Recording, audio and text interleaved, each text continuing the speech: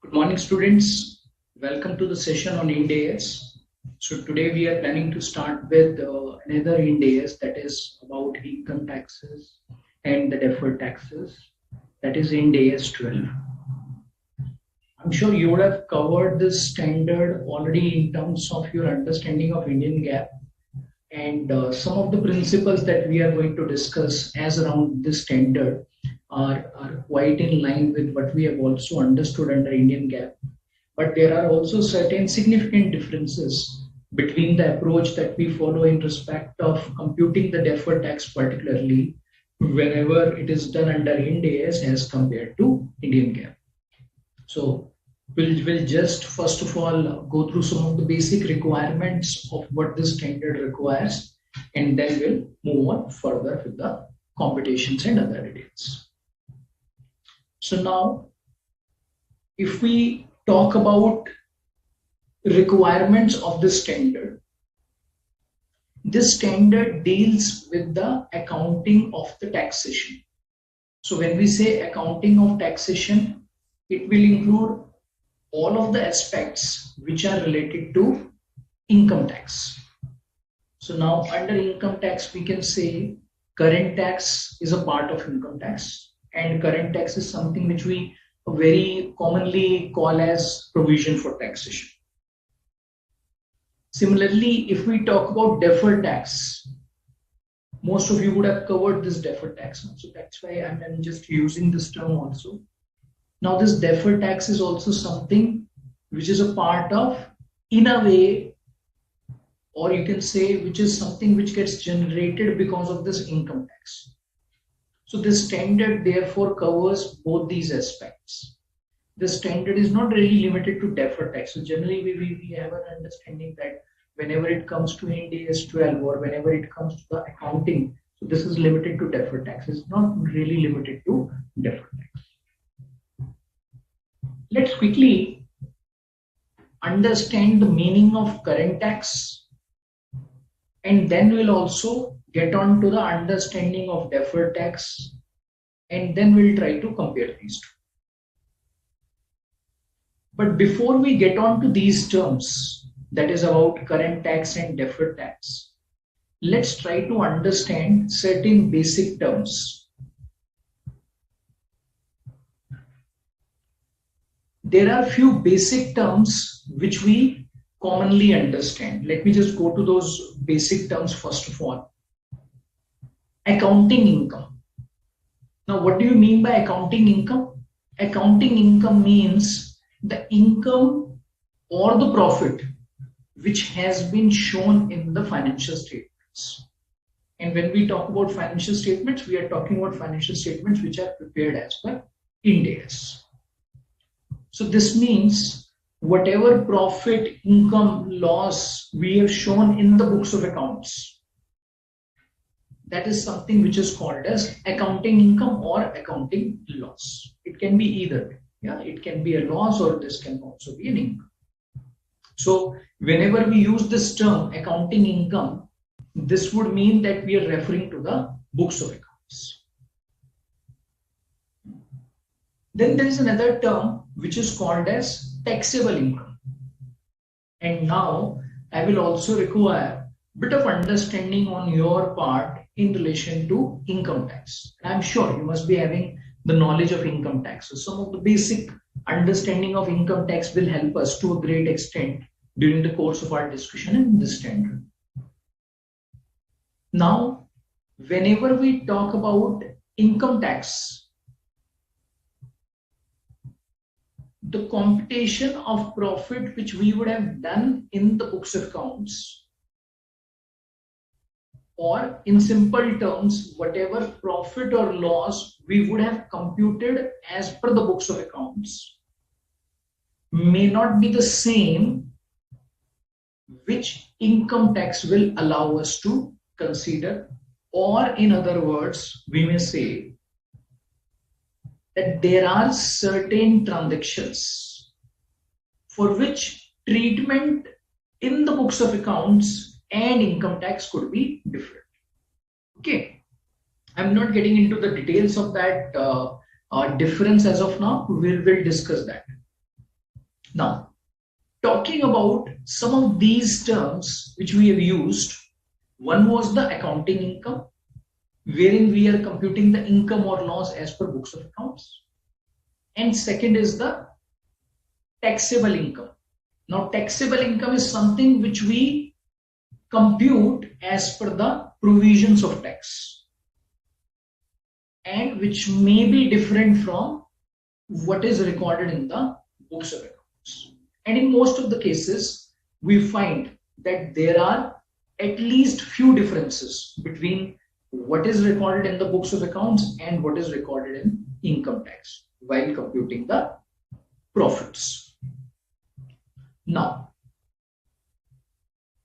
if we talk about the current year, say for example, if we discuss about computation of tax for the current year. So when we say current year, we are talking about 2022-23. Now for this particular year, we understand that in case profit is generated, so there will be a tax implication. So whenever profit will get generated, there will be a tax implication. What do you mean by tax implication? Means there is going to be a tax liability. Now this tax liability will arise because of the profits which have been generated during the current year and on which tax is also required to be paid for the current year. So we are now talking about a situation wherein profit has been generated during the current year and on those profits we are required to pay tax. Now such type of tax liability is called as tax for the current year. And why do we say this? Because we are talking about this tax consequence which is resulting due to the profits in the current year and which is also payable after the end of the current year, or you can say during the current year, depending on the types of arrangements that we have in the form of advance tax or self-assessment tax. There are various ways as we talk about it. Now this type of tax is called as current tax. And as we have discussed, this is very commonly called as provision for taxation. So whenever we prepare our financial statements, whenever we close our books of accounts, depending on the profits that an entity may have, entity creates a provision for the current year's taxation. Now this is something which we call as current tax and which is very, very easily understood, and I'm sure all of us are familiar with this. So there's nothing different on this aspect that we need to consider. Now we'll just try to use this understanding and we'll have to just move a bit further on this understanding for us to get on to a different concept that is called as deferred tax. So let us pick up an example. So let me just pick up a working file also. Just give me 1 minute. Using that working file, we will now get on to the basic understanding about the deferred tax.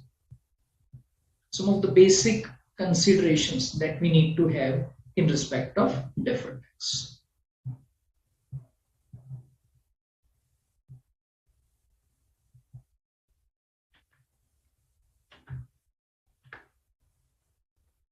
All right, so if you can just refer to this Excel file.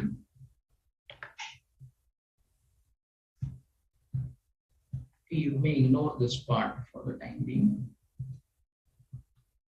So let us consider this part. Say for example, if we have an item of PPE, say it's any item of PPE which has a value of rupees 100. In the books, this PPE is recorded at rupees 100. All right. And in the books of accounts, the life of this item of PPE has been taken as 10 years. Okay. In the books of accounts, the life, or you can say the useful life of this item of PPE has been considered as 10 years. Yeah. Now, after considering this life of 10 years, what do we get? We get this depreciation. So considering SLM and considering, let's suppose, a residual value of 0, what do we get? We will get a depreciation amount of rupees 10 every year. So year on year, we see that there's a depreciation charge of rupees 10. And accordingly, we have also computed the WDV, written down value, or you can say the carrying amount of this PPE year on year. So these are all years, these are all depreciation amounts year on year, and these are the closing balances that we have computed year on year. Now, let's try to understand about this item of PPE, and let's also try to understand as to what could be a difference in terms of this treatment of PPE when it is recorded in the books of accounts versus the consideration that we'll have to give when we compute the income tax. Okay, so let's suppose while computing income tax, the life which is allowed for this item of PPE is only 5 years. We understand that there's no concept of life under income tax. For convenience sake, I am using this term life. There are rates of depreciation. Okay. So let's suppose under income tax, this asset can be depreciated only for 5 years maximum. Now, these are very common differences, as we have discussed, that there are certain points, there are certain transactions in respect of which accounting treatment, or you can say the treatment that we would have done in the books of accounts, may not align with the treatment which the income tax requires us to. Okay, and depreciation is one such thing. The rates of depreciation which are prescribed under the income tax laws may not always align with the useful lives that we may have considered while computing the depreciation in the books of accounts. And we have similar such scenario. Okay. Now, in this scenario, let's try to understand the problem that we are going to face. Now, in this scenario, what will happen? Whatever profit this entity would have computed, that profit will not remain same when it comes to the tax computation. Why? Because if in the books of accounts the profit is rupees X, then this profit is after charging depreciation as per the books of accounts. Means this depreciation has been charged. This means the depreciation as per the books of accounts. But when it comes to income tax, this depreciation is not allowed.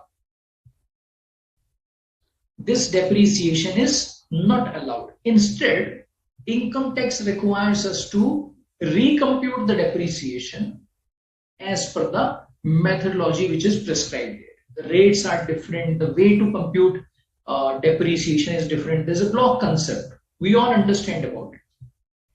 So that's why we are now facing a situation wherein accounting profit is going to be different from the taxable profit. Correct? Accounting profit is going to be different from the taxable profit. Now, in this scenario, let's try to understand what is going to be the consequence. If in case we have this accounting profit different from the taxable profit, let's try to understand as to what is going to be the implication. How is it going to impact us? Okay. So let me just put down some more numbers. Say this company had a profit of 500. Profit was 500. Okay. And this profit was after charging this depreciation of 10. Yeah. This profit was computed after charging depreciation of rupees 10. Now, what would this company do?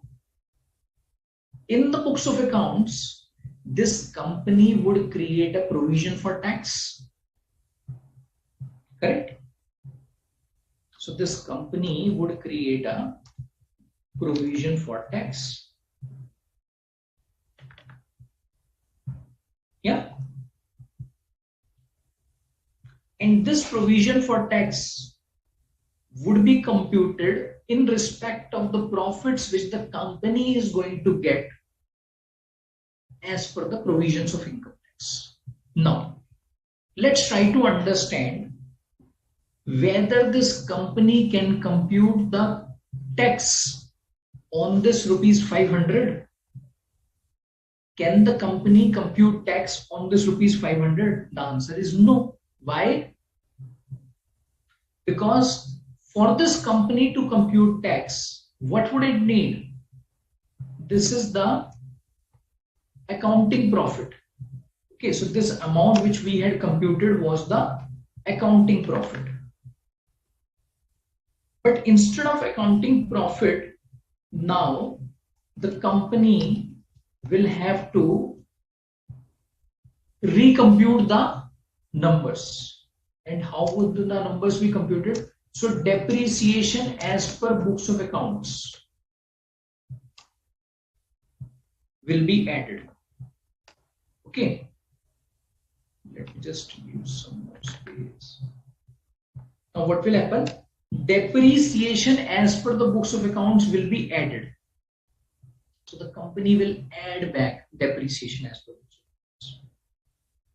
And from this, what would the company do? Company would reduce the depreciation as per income tax.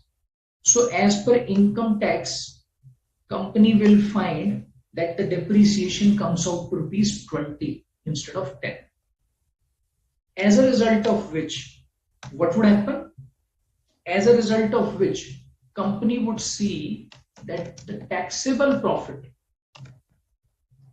on which tax is required to be computed is only 490 instead of 500. Correct? Yeah. So now the provision which the company will create for the tax for the current year will be on this 490. This will not be computed on 500. This will be computed on 490. Yeah. Easy to understand. Yeah. Okay. As we have discussed that this provision for tax is also called as current tax. Okay. So I'm not really computing the tax as of now. We can just ignore that for the time. Okay. Now, in this scenario, even if the company has computed its tax for the current year in a correct manner, there's no doubt that the company has computed the tax in a correct manner. It's absolutely the correct working, which was supposed to be done, and company has also done that correctly. There's one problem which the company is going to face. Let's try to assess that problem. So let me just hide this part for the time being.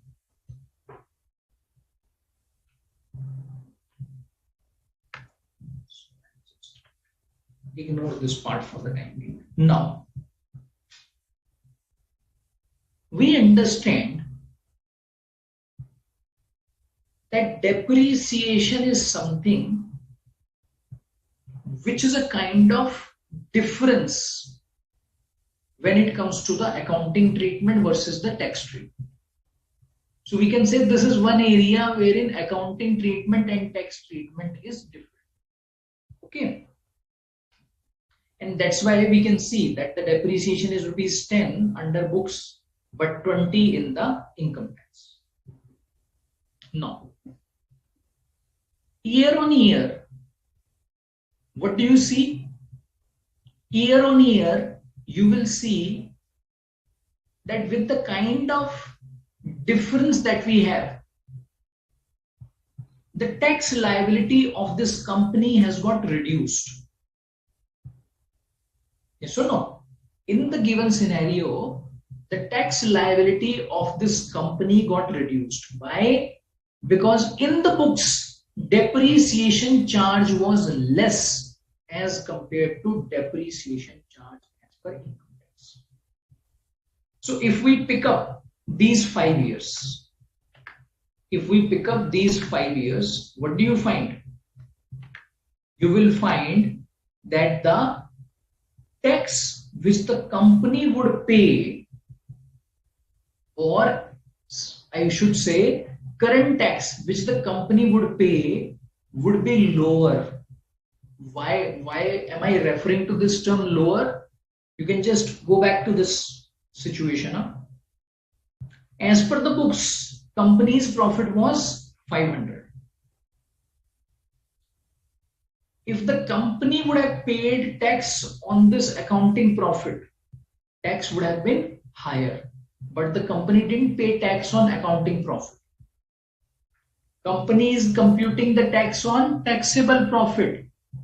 And we can understand that the taxable profit in all of these first 5 years is what? Is lower. That's why tax liability, or you can say current tax liability in all of these 5 years is lower.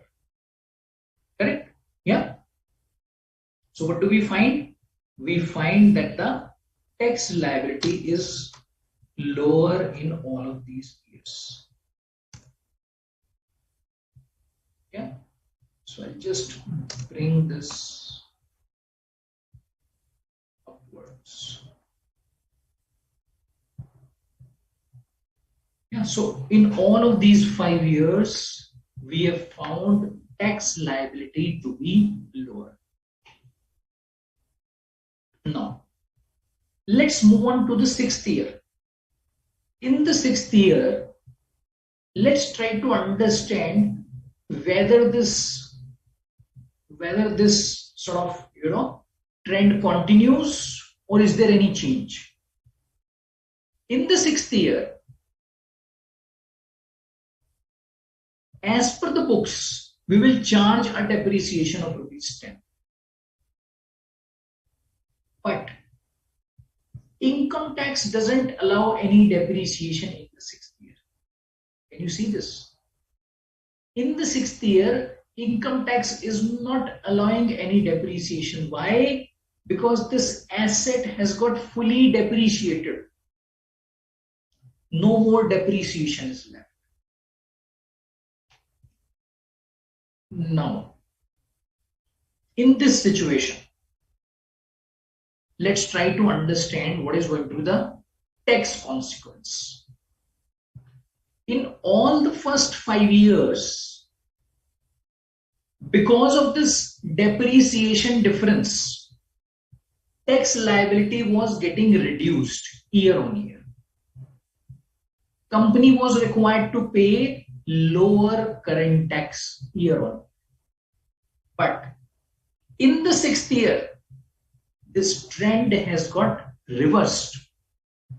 In the 6th year, company's profit is going to be lower, means company's accounting profit is going to be lower, but the company's taxable profit is going to be higher. And because the company's taxable profit is going to be higher, that's why what will happen? Company will have to pay higher tax liability in the 6th year. Yeah, again, easy to understand. Okay. If we go to the 7th year, again, the same thing is happening. It's a higher tax liability. In the 8th year, again, the same thing, it's a higher tax liability. In the 9th year, it's again the same thing, higher tax liability. So on it continues. And up to what time does it continue? Up to 10th year. Why? Because after the 10th year, what will happen? So let me just take you to 11th year.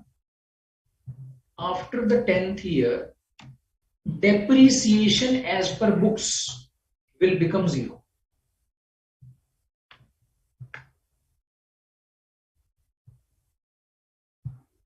Okay. Depreciation as per books will become zero.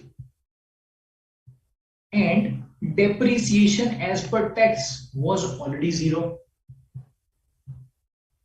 So will this transaction or will this item of PPE or will this balance of PPE have any impact on the tax liability in the 11th year? The answer is no. From 11th year onwards, this impact will be nullified. Understood? Yeah.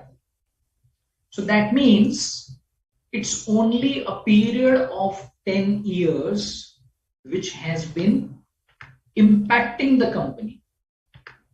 So the impact which the company is having is only up to 10th year. And what is this period up to 10th year? This is nothing but the useful life of this PPE. So in other words, what do we say? We will say that the impact which has arisen on the company's taxation will arise during the life of PPE and will also get reversed during the life of the PPE. Why? Because this depreciation is such, if you charge it on a higher side, then eventually the total balance will not change. The total balance will remain the same. We have a total balance of rupees 100 that is to be depreciated. If we depreciate it in 10 years, if we depreciate it in 5 years, if we depreciate it in 7 years, irrespective of the period that we consider, the amount is going to be 100. Correct? Yeah. So that's why this difference which we have found in income tax versus accounting is what? This is a difference which is reversible. This is a difference which is reversible, which arose in the first 5 years and which reversed in the next 5 years. Correct? Which arose in the first 5 years and which reversed in the next 5 years. And that's why, what do we find? That's why we find that in the first 5 years, whatever tax liability got reduced is now getting paid in the next 5 years. Can we say this? Yeah? Will it be okay to say that? That whatever tax liability got reduced in the first 5 years got paid in the next 5 years. Correct? In simple terms, because of this difference of depreciation or because of the way depreciation is treated at two places, in the given situation, what has happened? The tax liability got deferred. Tax liability got deferred. Company didn't do this. There was nothing like that. The company didn't intend to pay the tax in the first 5 years. No. It's not because of the intent of the company. It's something which is because of the regulations, provisions which are in place. Correct? Yeah?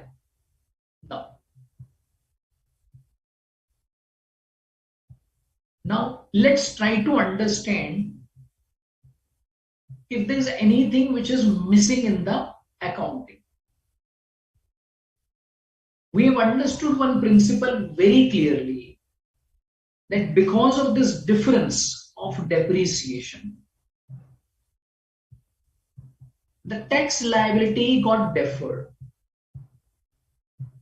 In the given example, the tax liability was lower in the first 5 years and got increased in the next 5 years. It could be vice versa also. Okay, we are discussing just one situation. Now, if we come back to the current year,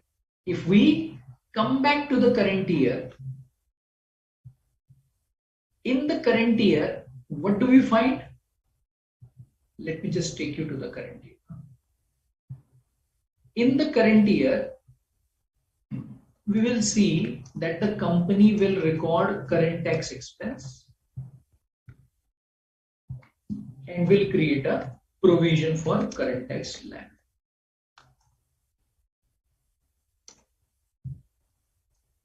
Okay, and assuming a rate of 25%.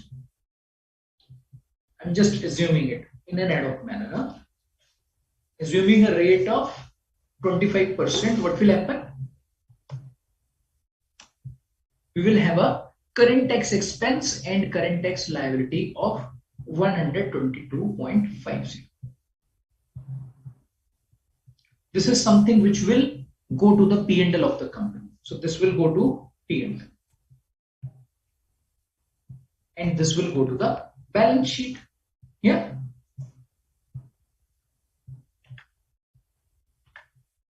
Okay.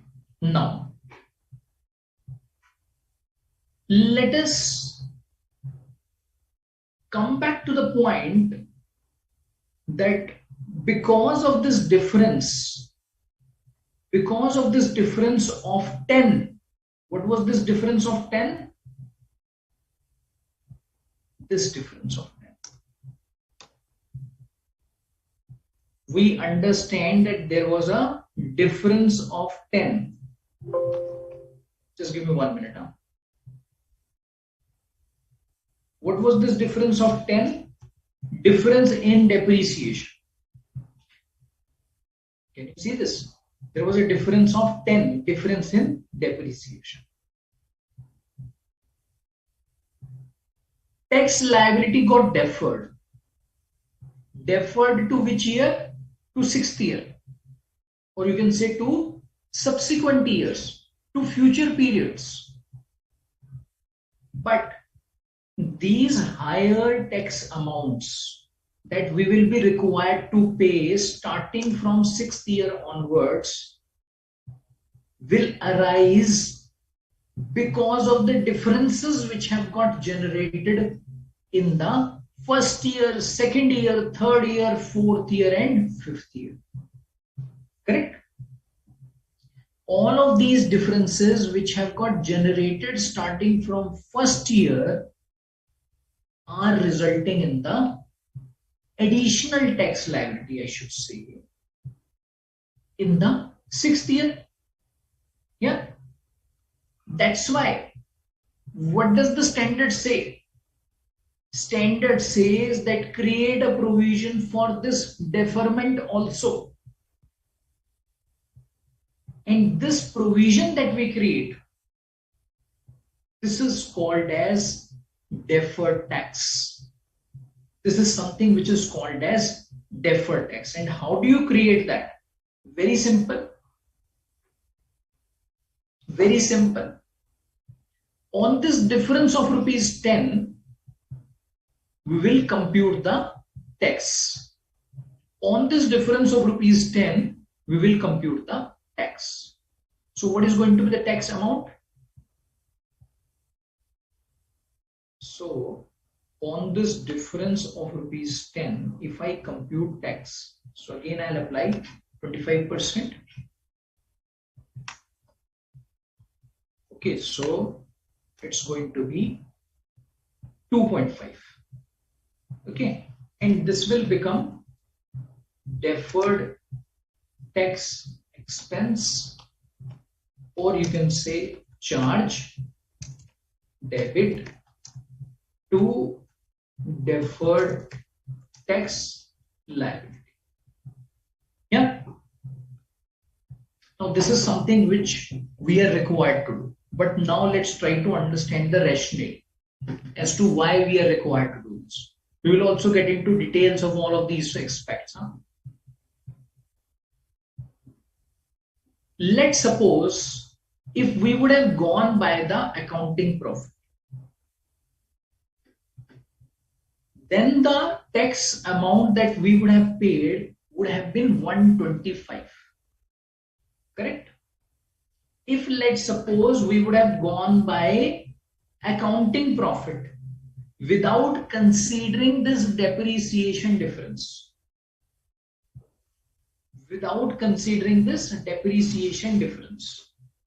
in such a scenario,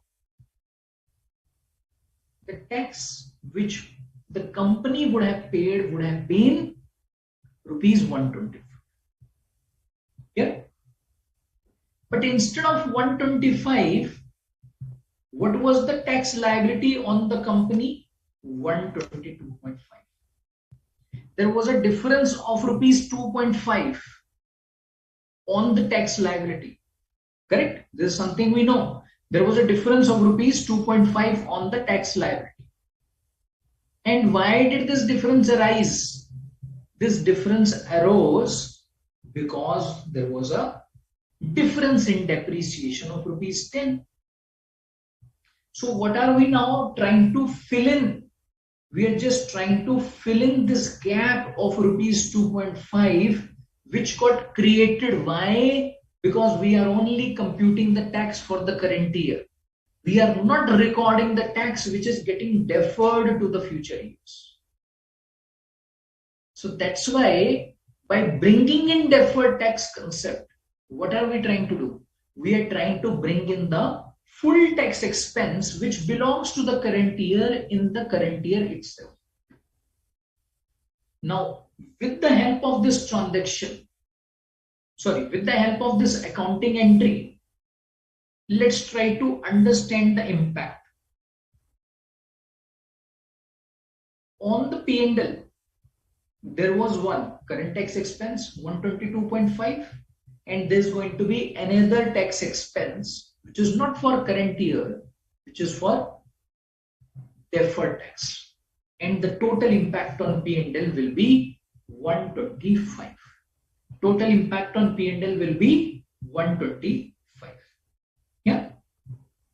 And corresponding to this, 122.5 will be paid immediately. That's why we are calling it as current tax. 2.5 will not be paid immediately.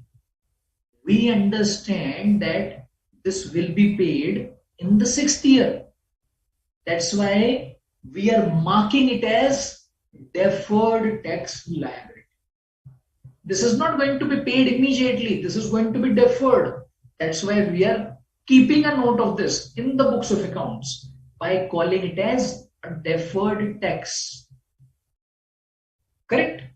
On an overall basis, the actual P&L impact is now 125, which should have been there. Yeah? This should have been 125, correct? So the impact which should have been 125 has been brought to the books of accounts by following this principle of deferred tax. So that's why by recording this deferred tax, what are we trying to do? We are just trying to fill in this gap which got created and which is in very, very simple terms is all about following the accrual concept. Correct? Yes or no? Yeah? Okay.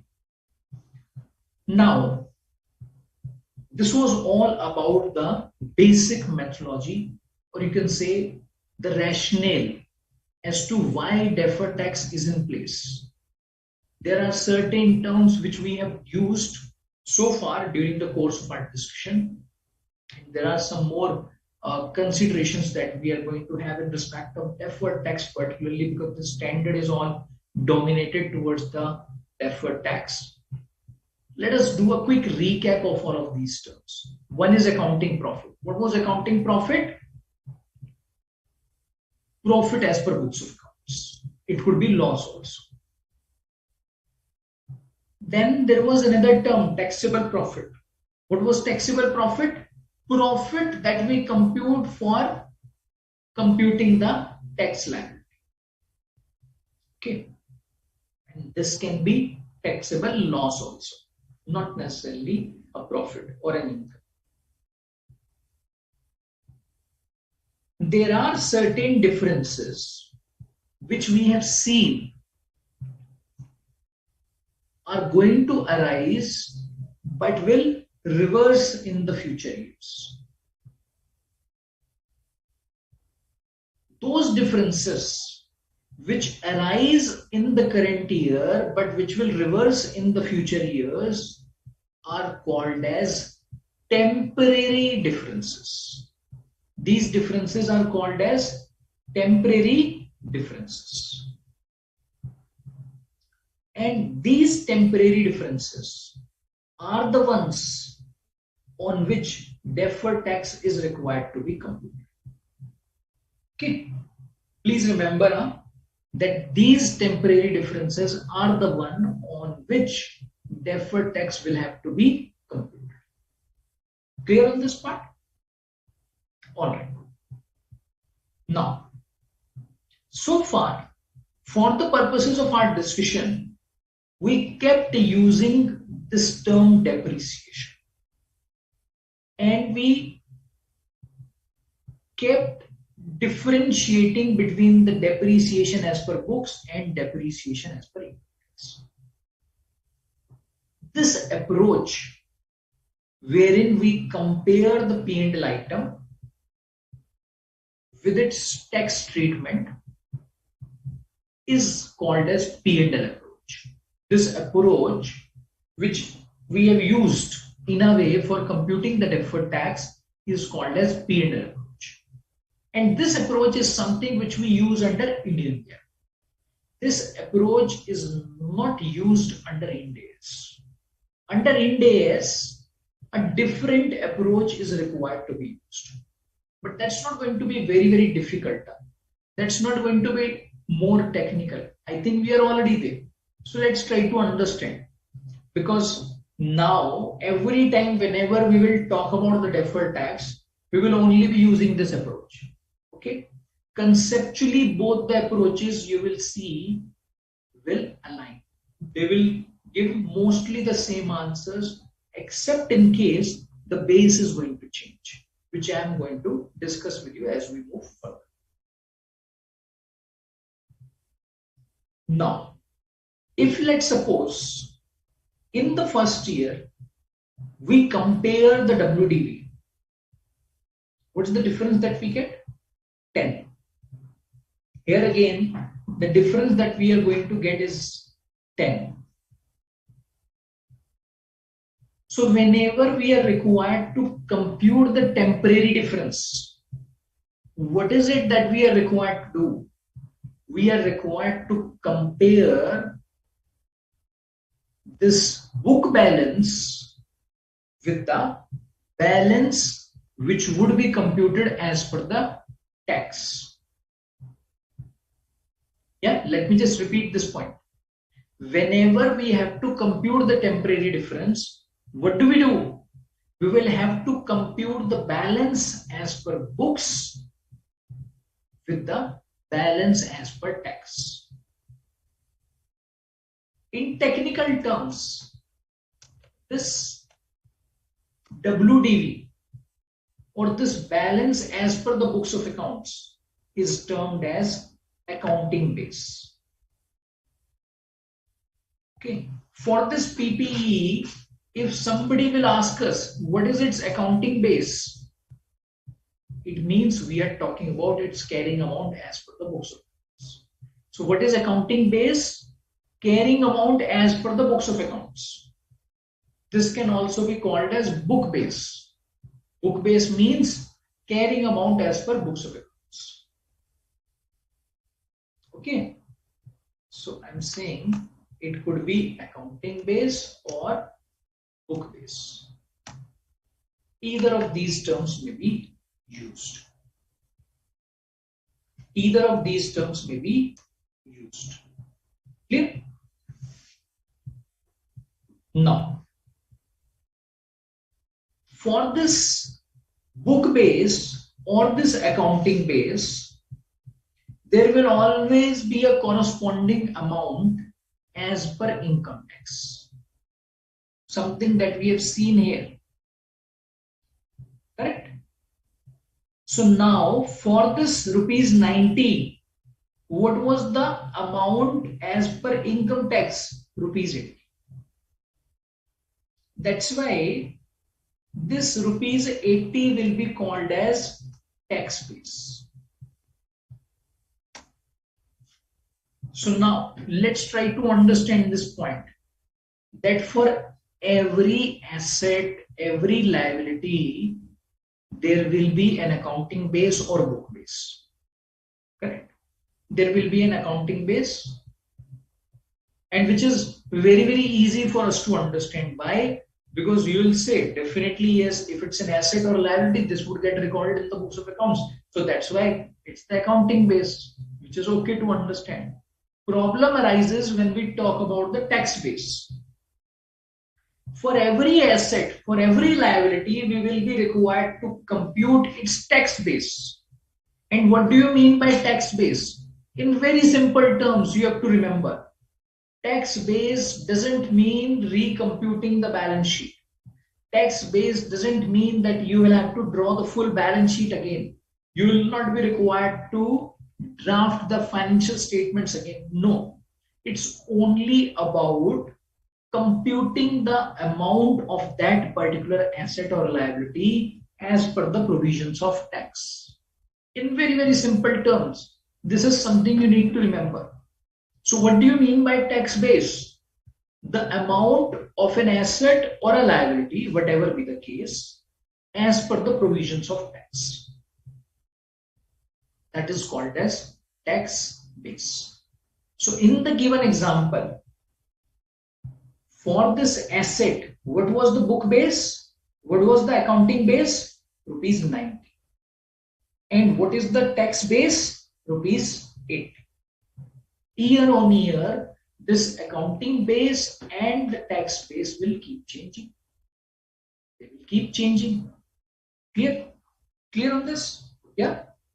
So before I move further, in case you have any questions, any doubts, let me just move on to your queries now. Okay, so I can see few queries coming from Sheena. Sheena is asking, sir, current tax is calculated on accounting profit or tax profit? See, current tax is calculated on taxable profit. You'll go as per the provisions of income tax. Okay. Next query was how you calculated current tax expense of 122.5. Please show this again. Okay, I'll come to that. There's another query which comes from Sheena only. She's asking, deferred tax is not calculated on permanent differences. Am I correct? Yes, you are correct. And we are going to talk about it. Yeah. So there are a lot of concepts we are going to talk about. I'll come to those concepts also. All right. Yeah. So now I think one point which needs to be clarified is about the computation of that amount of 122.5. So let me just take you to that working again.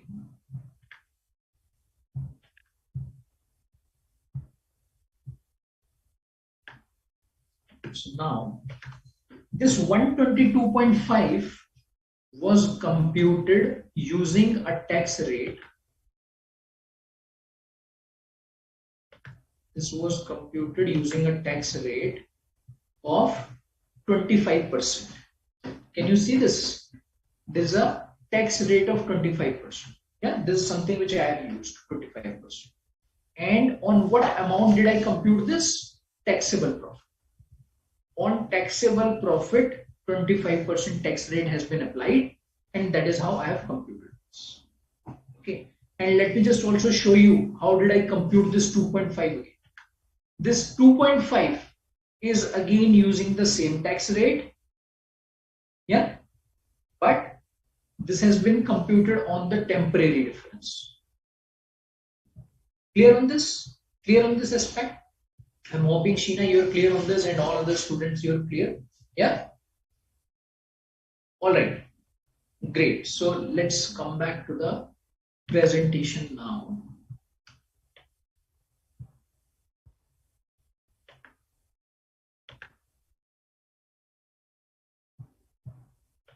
So let's try to look at some of the points we have discussed so far. Just give me 1 minute.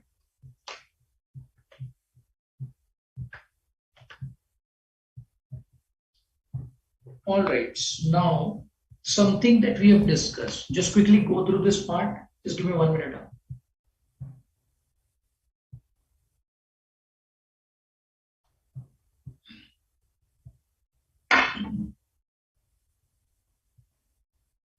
You are all familiar with deferred tax. You have computed that under Indian GAAP. So the approach that you would have followed under Indian GAAP was a bit different. What was the approach? All the items of P&L which had difference in its treatment as compared to income tax were compared, and the differences between those two were termed as timing differences. On the timing differences, we used to compute deferred tax. This is something which you would have done under Indian GAAP, correct? Now, under Ind AS, let's understand how are the things changing. Under Ind AS, as we have discussed, now we are not going by the P&L. What is it that we are following? Balance sheet. So we will look at the asset and the liability, and we will compare those amounts with their tax base. What do you mean by tax base? Means amount which we have for a particular asset as to what is going to be its corresponding amount as per the provisions of tax. Okay. So at one place we will have accounting base. At another place we will have tax base. Yeah. When these two are compared, accounting base and tax base are compared, what do you get? Temporary differences. So now we are not talking about timing differences. This is a gap difference. Now we are talking about temporary differences. On those temporary differences, we will compute difference. All right, clear? Now, in the last part, okay, in this particular part, so far on the basis of our discussions, and in the example that we would have used, one query may arise that whether we compare depreciation or whether we compare WDV. Okay, we have picked up that example so far. So if we compare depreciation or if we compare WDV, then the answer is always going to be same. That will not change. Then why are we following temporary difference approach or balance sheet approach instead of P&L approach under Ind AS? Yeah. So that's a query. Now let's try to understand this aspect with the help of this example as to why this approach is better and why this approach of balance sheet is required to be used under Ind AS. One thing which we'll have to appreciate at every point of time will be that under both the approaches, whether we follow balance sheet approach or P&L approach, the answer is going to be same. Means the difference is going to be same, except in case when the base amount will change. Let's try to look at this example. This should give us some more clarity around that. Okay, yeah. So we are starting as at 1st January X5. And let's suppose here again we have an item of PPE in the financial statements, and as per the tax, its amount is rupees 50. Okay, yeah, its amount is rupees 15. At both the places, 15 rupees is the amount. Now, during the year, depreciation will be charged on this. In the financial statements, depreciation is rupees 3. As per the tax, depreciation is 5. So there is a difference of rupees 2. This difference is called as PNL approach or timing difference. If we come to the WDV, we have WDV of 12 and WDV of tax, which is 10. Here again, the difference between the WDV is rupees 2. So in both the approaches, whether we follow balance sheet or P&L, answer remains same. Means temporary difference and timing difference is same. Correct? Okay. Let's move on to the next year. Next year, again the same thing will continue. In the books, depreciation is rupees 3. As per tax, depreciation is rupees 4. Here again, we have a difference of rupees 1 when we compare the depreciation.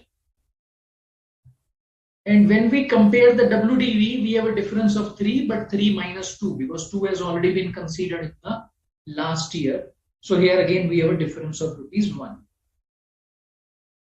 Means in the second year, using the balance sheet approach or using the P&L approach, our difference comes out to be same. There's no change.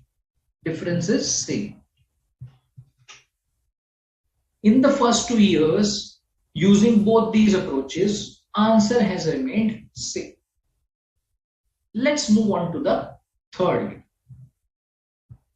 In the third year, what do we find?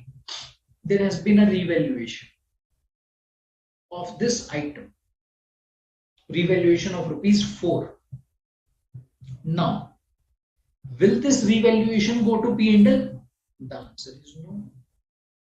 But will this revaluation go to the balance sheet? The answer is yes. Now,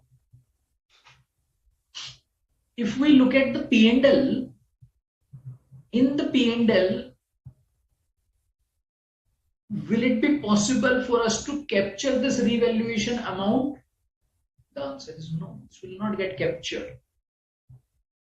But if we compare the WDVs, WDV of course will be after considering this revaluation. So will that capture this revaluation? Will that capture this revaluation? The answer is yes. It will capture the revaluation. That's why in this scenario, what will happen? In the balance sheet approach, we are able to capture the difference which arises due to revaluation. But if we are following the P&L approach, we were not able to capture the difference which would have arisen due to revaluation. That's why, what do we find? The moment our base got changed,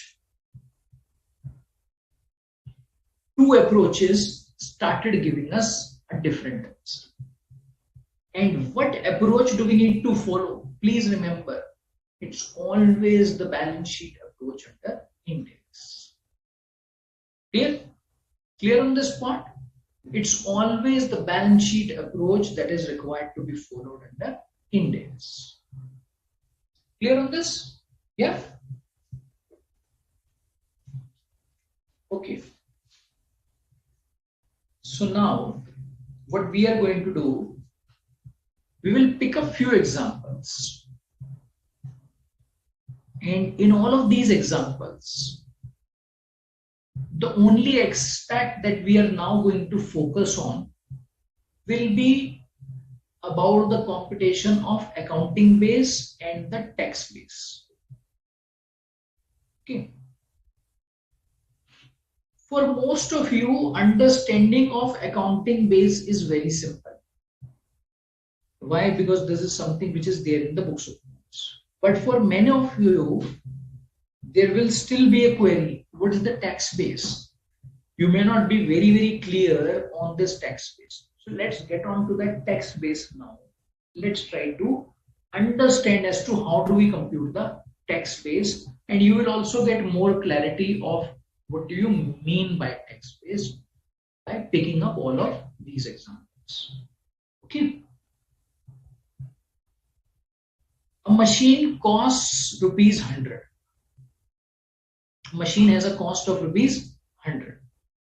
For tax purposes, depreciation of rupees 30 has already been deducted in the current and prior years. And the remaining cost will be deductible in future periods. Means this is tax deductible.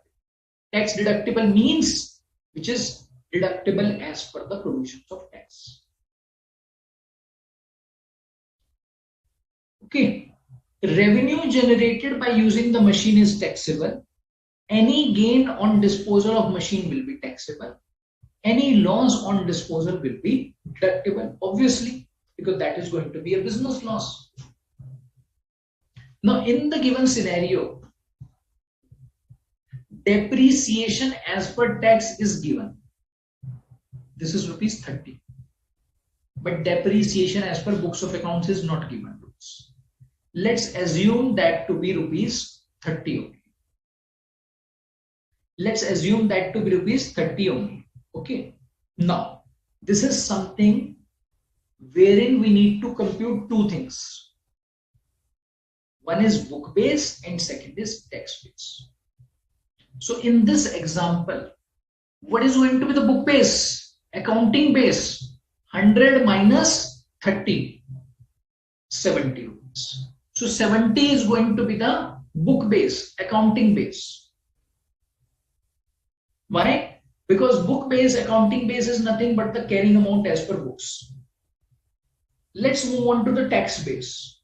Now, what do you mean by tax base? Tax base means for this rupees 70, what is its corresponding amount as per the tax? For tax, what is the depreciation amount? Rupees 30. What is the gross amount? Rupees 100. So under tax, this will be considered at rupees 70.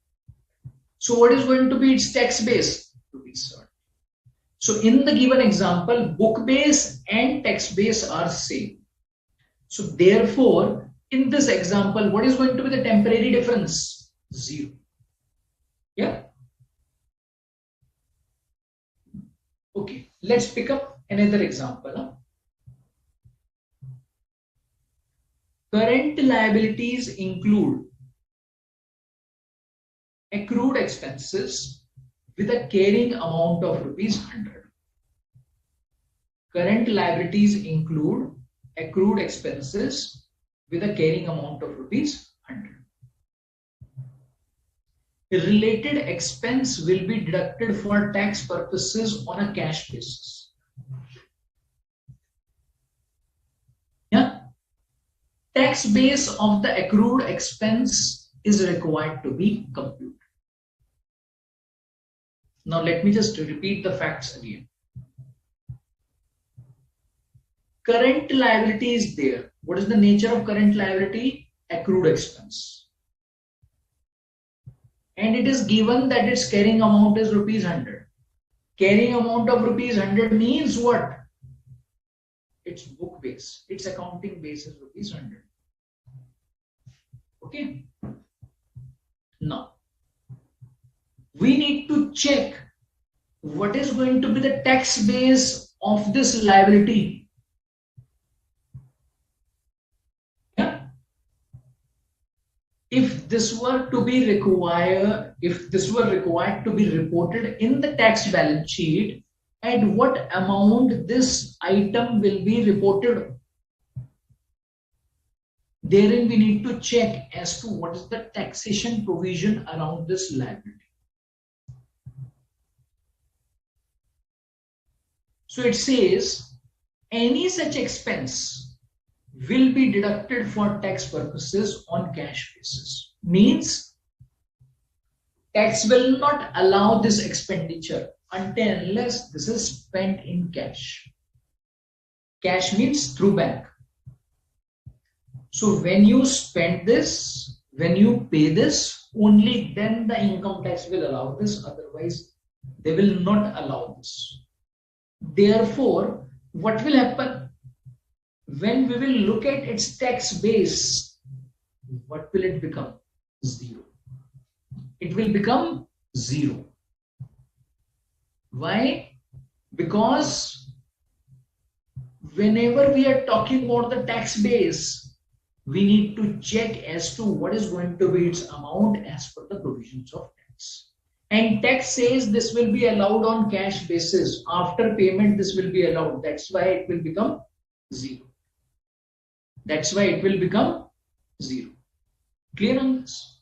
Clear on this part? Okay. Let's pick up another example. And now you need to answer.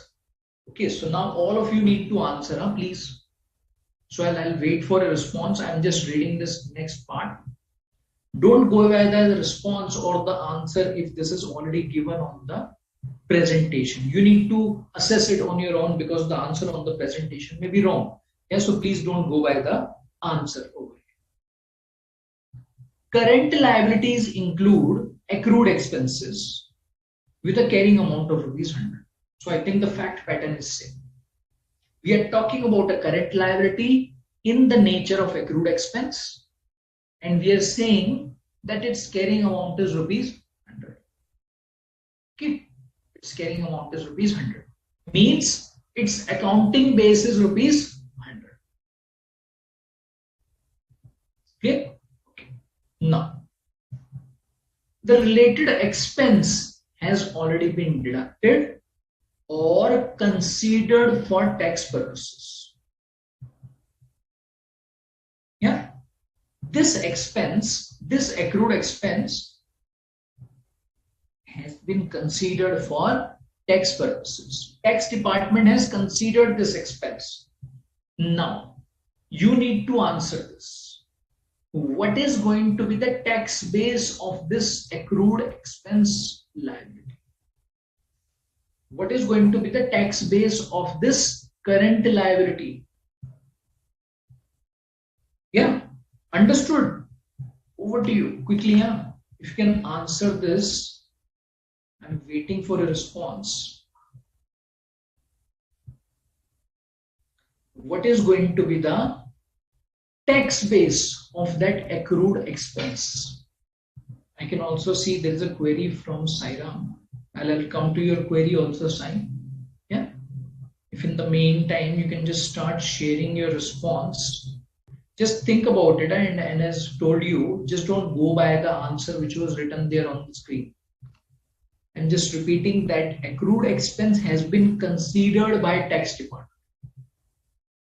Okay, this liability has been considered by tax department. They are considering it. So in the given scenario, what is going to be the tax base of this accrued expense? What is going to be the tax base of this accrued expense? Yeah, so I'll come to the solution now. Now, in the given scenario, tax base is going to be ₹100. Why? Because income tax has considered this expense. They are not saying, unlike in the previous situation, wherein they wanted to consider this only when it is paid. No. On accrual basis, income tax is considering. So that's why, as per tax also, this liability will be ₹100.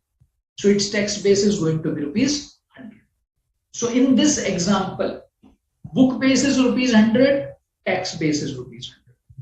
Both the amounts are same. So that's why, will there be any temporary difference? No, it's going to be 0. Temporary difference will be rupees nil. Temporary difference will be rupees nil. Clear on this part? Yeah.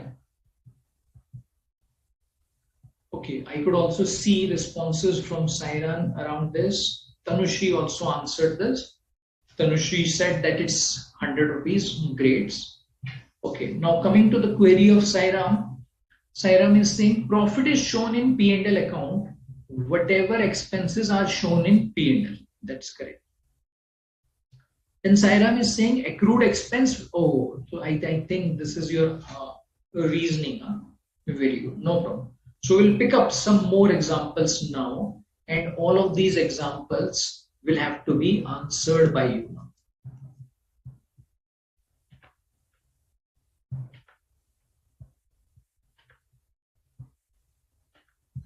Okay. I think this is a very simple one, so I'll just skip this one. Okay, moving on to this one. Now this one needs to be answered by you. So please listen to this very carefully. An entity which has a financial year ended 31st December 2015. An entity which has a financial year ended 31st December 2015 holds a medium-term cash deposit on which interest of rupees 10,000 is received annually on 31st March. Okay.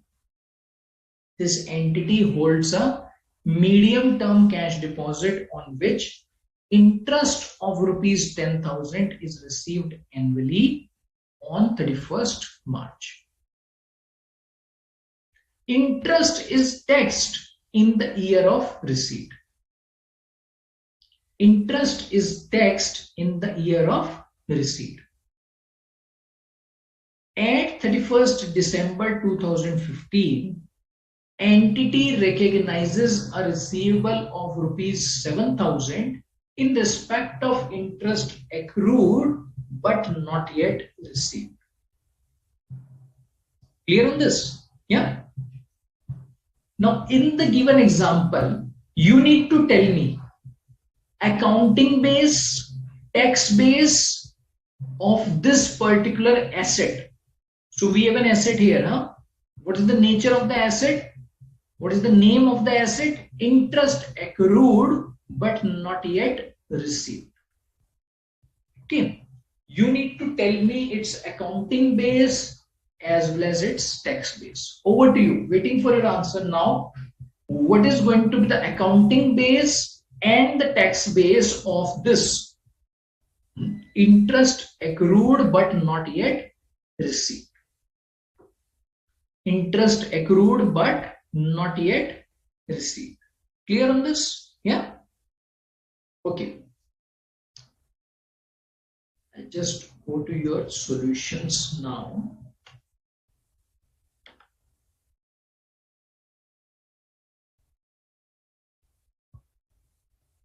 Yes.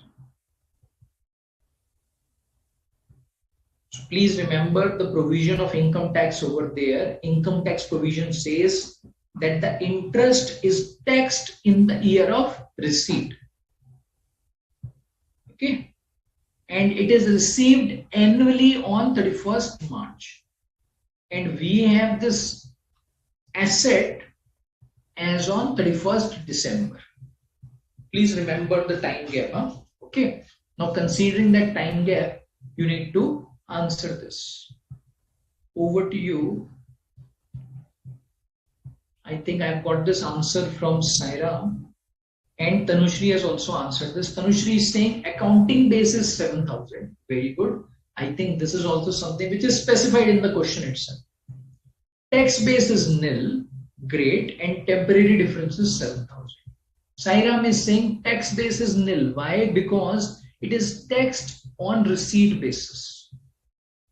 So now, as at 31st December 2015, as at 31st December 2015, this is not received. This is outstanding. So therefore, income tax will not consider this asset. Income tax says, I will consider this interest only when this is received. So as at 31st December 2015, income tax will not consider this. As per income tax, it will be 0. Therefore, its accounting base is 7,000, tax base is nil, and therefore, temporary difference is going to be 7,000. Clear? Now, just give some more thoughts around the temporary difference over here, because this is an example wherein we are not talking about depreciation. Depreciation is one example with which you are very, very familiar. WDV is again something which is linked to depreciation, so that's why it's very, very easy for us to assess over here. In this example, let's try to understand, should there be any temporary difference?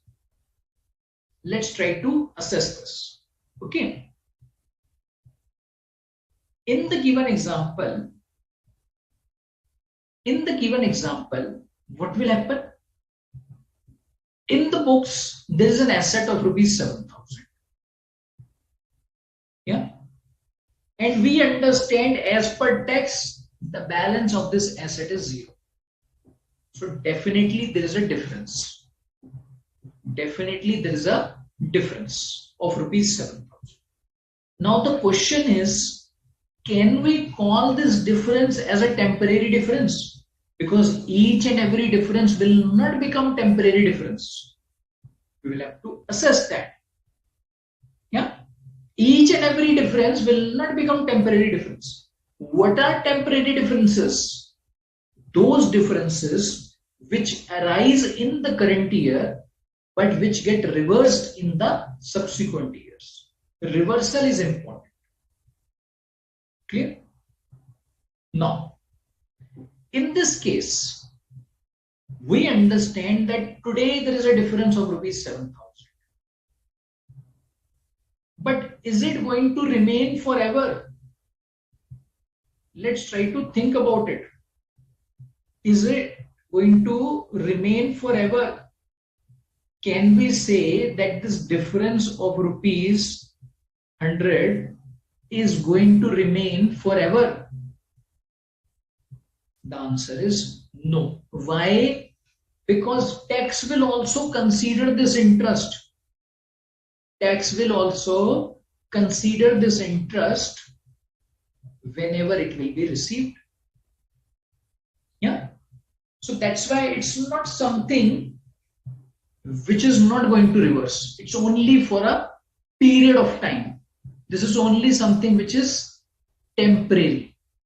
This is only something which is temporary. That's why it will be appropriate to call this difference as temporary difference.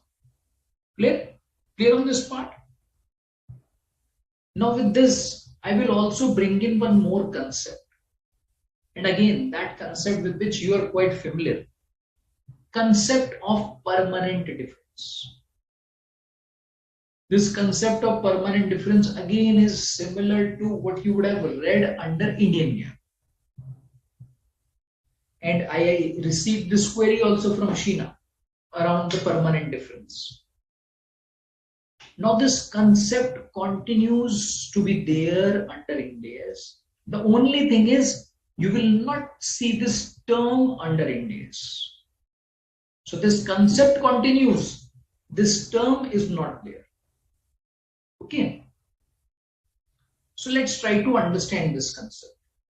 What do you mean by permanent difference? So what I'll do is I'll just take you to an Excel sheet, and over there we can have a discussion around that.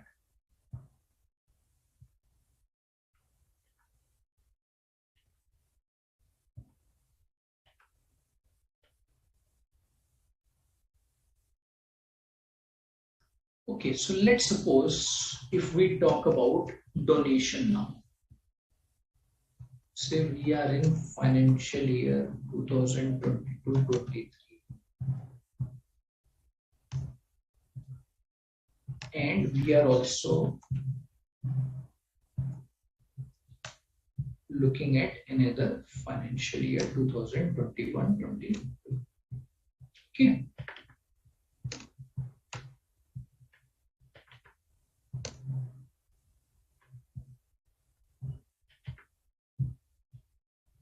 Now,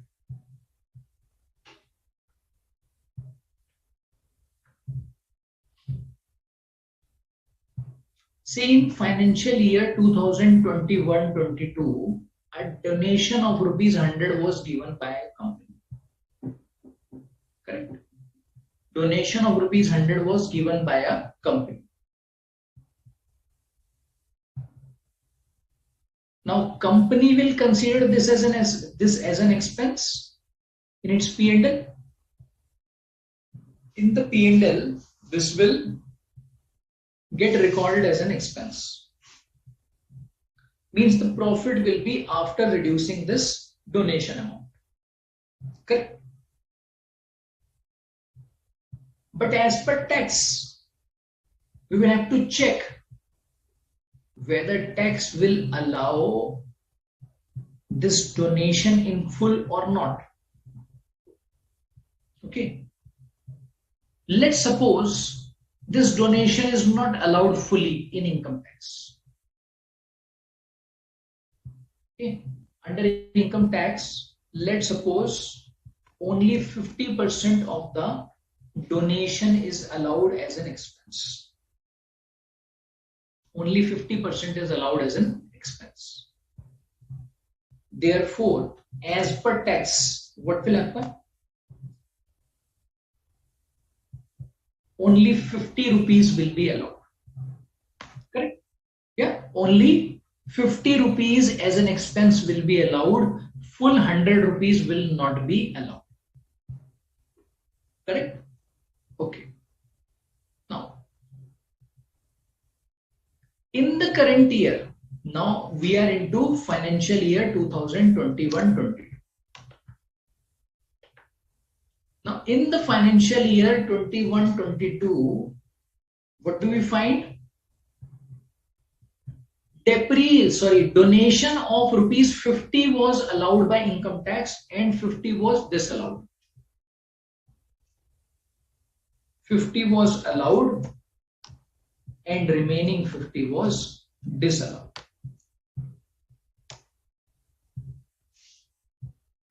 Now the question arises about this rupees 50 which has not been allowed. Because this 50 which has not been allowed, can we say it's a temporary difference? Yeah, that's the question. Can we say it's a temporary difference? Let's try to understand its future tax implication. Whenever we have to assess about the temporary difference, what is it that we need to look into? We need to look into the future years. Now, in the future years, let's try to understand around the taxability of this rupees 50. We are talking about this rupees 50. In the next year, will the income tax department allow this 50 rupees which was not allowed in the previous year? The answer is no. Let's suppose if we move to next year, 23-24,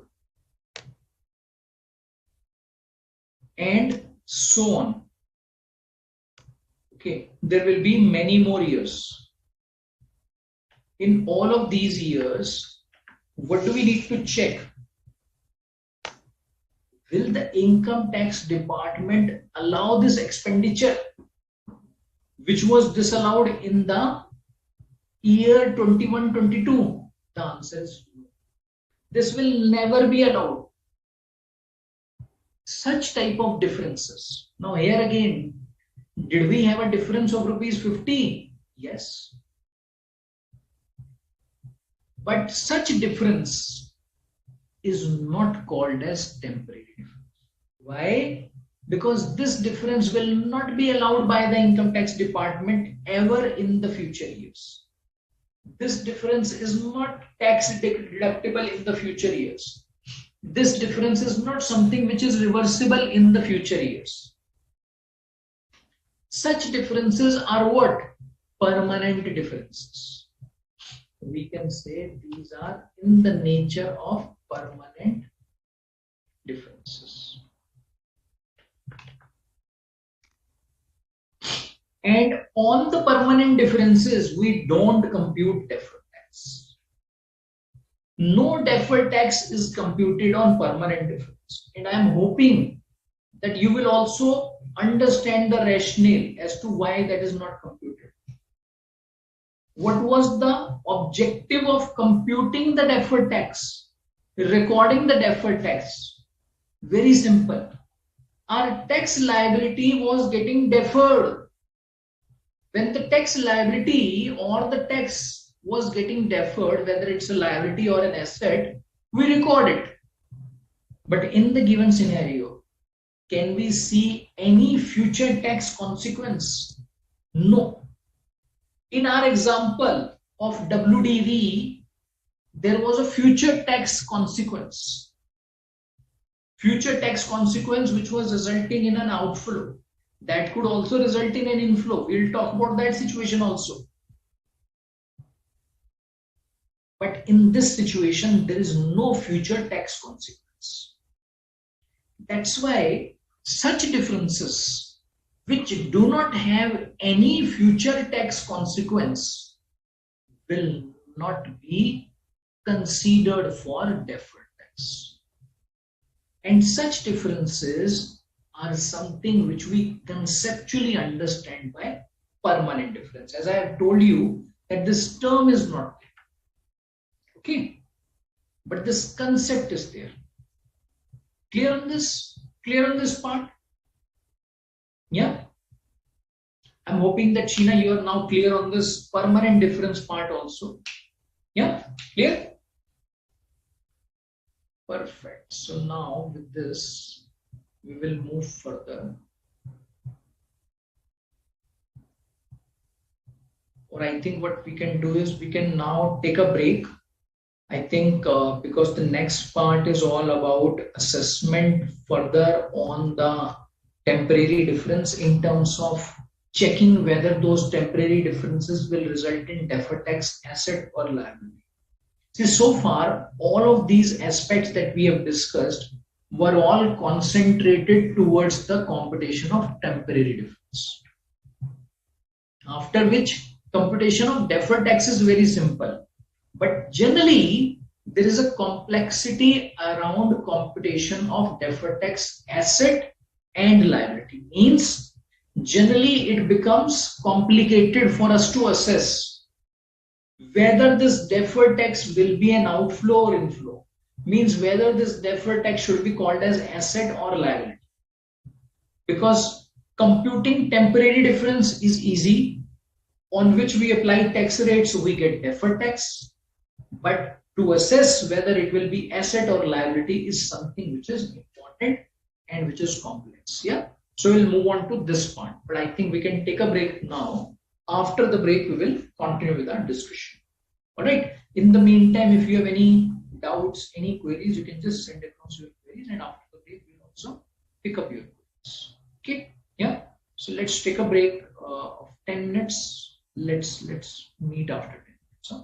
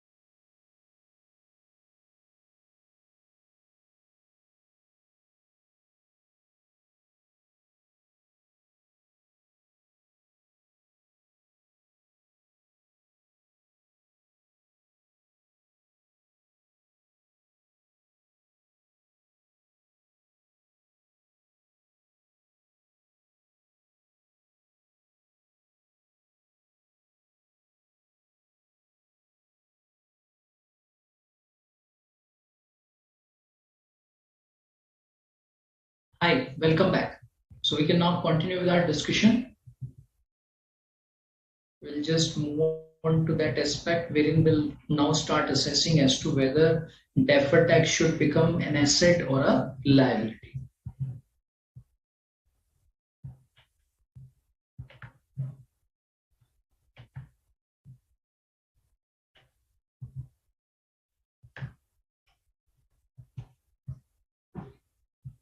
All right, so now whenever we have to check whether a deferred tax will become an asset or a liability, so what's the first thing that we need to consider? We need to consider whether there is a temporary difference or not. If there is a temporary difference, then of course deferred tax will arise. So the first step is completed, assessment of temporary difference. Now we move on to the next step. Please remember, whenever we have to assess as to whether this temporary difference will result in a future tax consequence, which will result in an asset or a liability, therein we will always have to consider perspective of tax.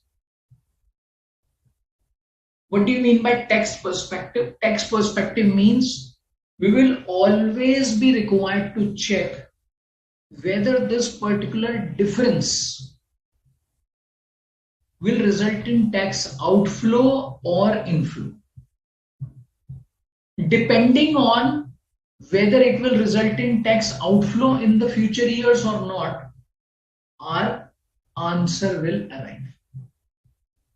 And we'll also pick up some scenarios now. We'll pick up some examples with the help of which we'll compute all of these amounts.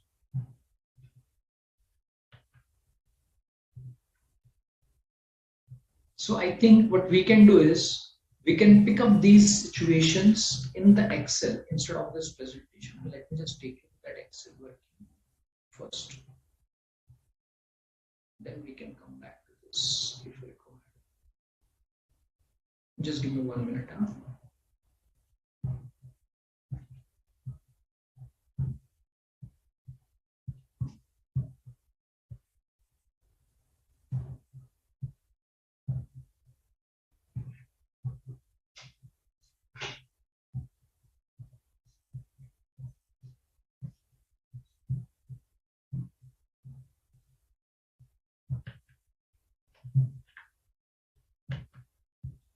Okay. So we have our first situation wherein we have picked up an item of PPE whose accounting base is 100. Okay. And whose accounting base is higher than its tax base. Let's suppose tax base is 90. Okay. Accounting base is 100, tax base is 90. So do we have a difference? The answer is yes. There's a difference of rupees 10. Now the question is whether this difference will be a temporary difference. We all understand that this difference is temporary in nature. Why? Because over the period of the life of this PPE, this difference will go away. Why? Because this difference has arisen due to depreciation treatment. So can we say that the temporary difference exists? Yes. There is a difference which is temporary. Okay. The difference is temporary. Now, on this temporary difference, deferred tax will be computed. Of course, yes, it will be computed. Now comes the problem. And now comes the area which at times bothers us. That is about determining whether this difference or whether this deferred tax will be an asset or a liability. So let's try to understand that as to whether it will become asset or a liability. And how do we assess this? We have carrying amount of 100 as per books, whereas the carrying amount as per tax is 90. which means as per tax, we have charged higher depreciation. As per tax, we have charged higher depreciation in the current year, and which will result in allowing lower depreciation by the income tax department in the future years. So what will the department do? Department will allow lower depreciation in the future years. Why? Because in the current year, depreciation allowed is higher. Today, when the depreciation is higher, what is the tax consequence? Our taxable income gets reduced. We are paying lower tax amount. Tomorrow, because of this higher depreciation of today, I will be allowed lower depreciation in the future year. So what will be the tax consequence in the future year? My taxable profit will increase. In the future year, my taxable profit will increase. Therefore, what will happen? My tax liability will also increase. Therefore, due to this difference of rupees 10 today, what is it that I am going to face in the future years? More tax outflow. That's why, what would it become? It will become liability for us. Or we can say it will become deferred tax liability. Now, while assessing whether it has become deferred tax liability or deferred tax asset, what did we consider? We consider the perspective of tax around this transaction, around this difference. That from tax perspective, whether it will result in cash outflow or not in the future years. We are not talking about the current year, in the future years. If we are saying yes, there will be tax outflow or higher tax outflow in the future years, then we will call it as deferred tax liability. Clear? Clear on this part? All right. So let's move on to another example. Say for example, we now have a WDV of rupees 80. So this is WDV. This was also WDV. Okay, now we have a WDV of rupees 80 as per books. As per tax, we have a WDV of rupees 120. Okay. Now, do we have a difference? The answer is yes. Is this difference temporary in nature? The answer will be again yes. Why? Because this difference is due to depreciation. And depreciation is something which will reverse in the future years. Okay. So therefore, deferred tax will arise on this. Now here again, what do we need to check? We need to check whether it will result into deferred tax asset or liability. I think immediately you would have got this answer that yes, it should be other way around. So that's why it should be deferred tax asset. Why? Because in the previous scenario, when the carrying amount as per books was higher than the tax base, it resulted in DTL. So that's why now when the carrying amount is lower than tax base, it should result in DT. Yeah. So one way is of course to assess this way.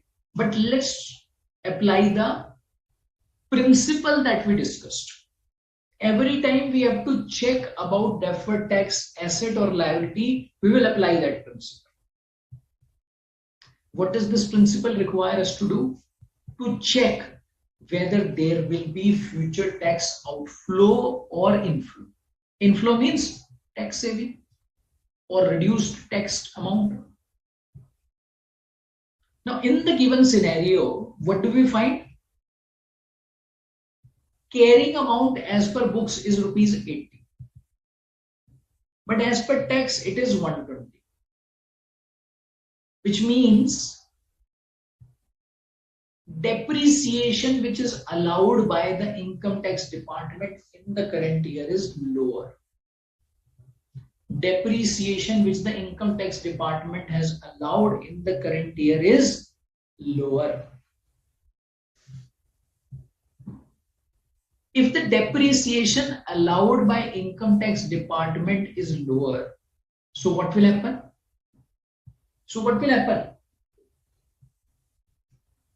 My tax profit will increase. My taxable profit will increase. Correct? My taxable profit will increase. But as a consequence of this, in the future years, tax department will allow me higher depreciation. Tax department will allow me higher depreciation. And therefore, in the future years, my tax liability will go down. If my tax liability gets reduced in the future years because of this difference of today's transaction, what do we call it as? It's a benefit to me, and benefit is what? Asset. So that's why it will become deferred tax asset. That's why it will be termed as deferred tax asset. It will become deferred tax asset. Clear on this point again? Yeah. Please remember, every time we have to assess about deferred tax asset or liability, what is it that we need to look into? Every time we have to check the same thing. Every time we have to check the same thing. What do we check? Every time we have to check as to what is going to be the tax consequence in the future years. Is it more tax in the future years or lower tax in the future years? If it's more tax in the future years, it's liability today in the form of deferred tax. If it's lower tax in the future years, then it's a kind of deferred tax asset for it. Clear? Okay. Now, let's look at it from the liability side. Say it's a provision. See, as per books, there is a provision of rupees 200. Say it's provision for gratuity. Let me just call it as provision for gratuity. Okay. So now what we are checking is that liability as per books is higher than its tax base. So let's suppose the tax base is 0. So it's higher than its tax base. Yeah. Now, a question arises whether this difference is temporary or not. Just think about it. Just think about it.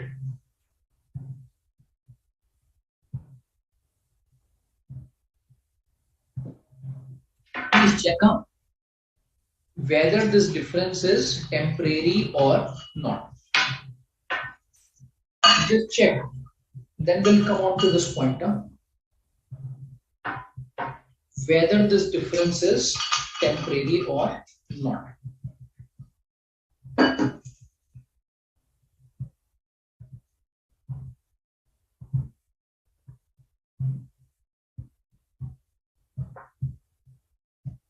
Okay. See, throughout this standard, one thing you would have noticed is that for you to assess some of these aspects, wherein whether there will be a tax outflow or not, or whether there is a temporary difference or not, you will require understanding of income tax. And I'm assuming you know this, huh?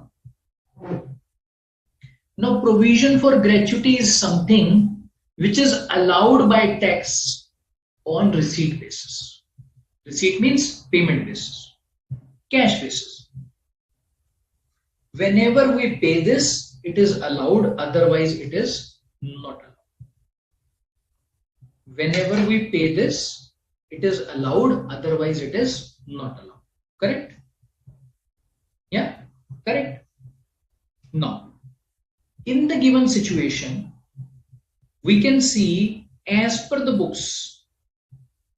In the given situation, we can see as per the books, there is a provision of rupees 200. But income tax doesn't consider provision. So as per income tax, this amount is 0. Okay.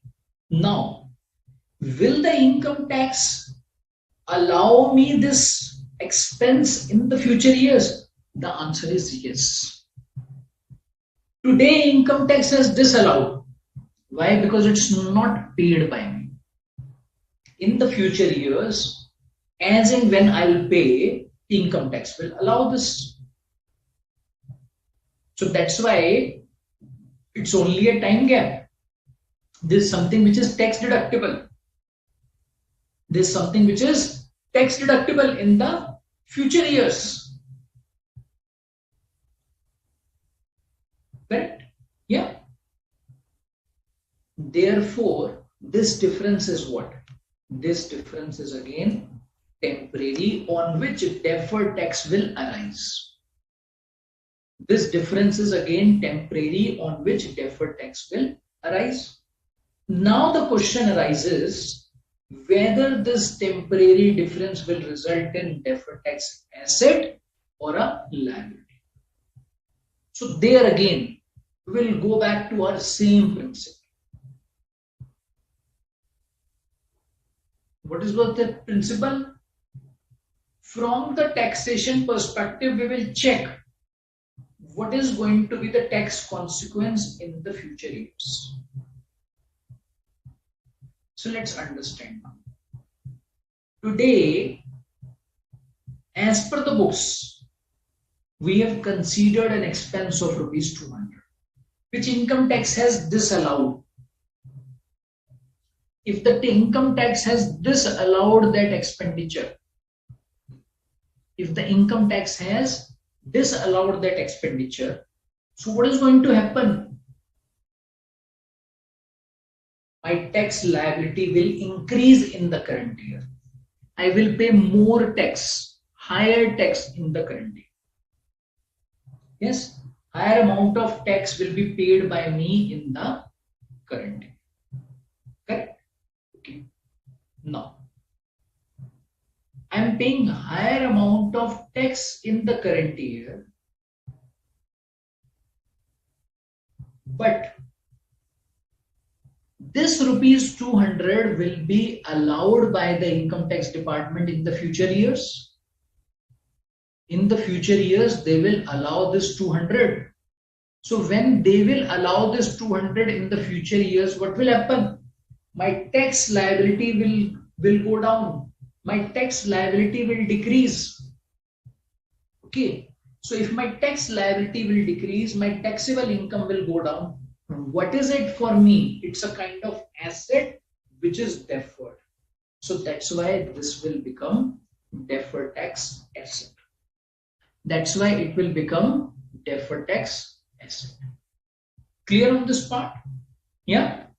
I'm just hoping with some of these examples that we have discussed, you would have got some clarity as to whether this will become, as to under what situation temporary difference should become asset or liability. In the meantime, I could also see some responses from Sairam and Tanushri around these temporary differences, which is good. Let me just take you to that presentation again. See, on this presentation, now we have got one table. This table will help you to a great extent in future, of course. You can say this is going to be a quick reference for you every time. Because these are some of the situations that we have already discussed.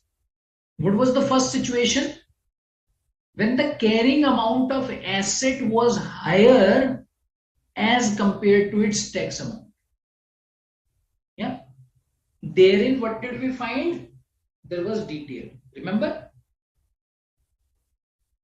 In the second situation, we had carrying amount of asset lower than its tax base.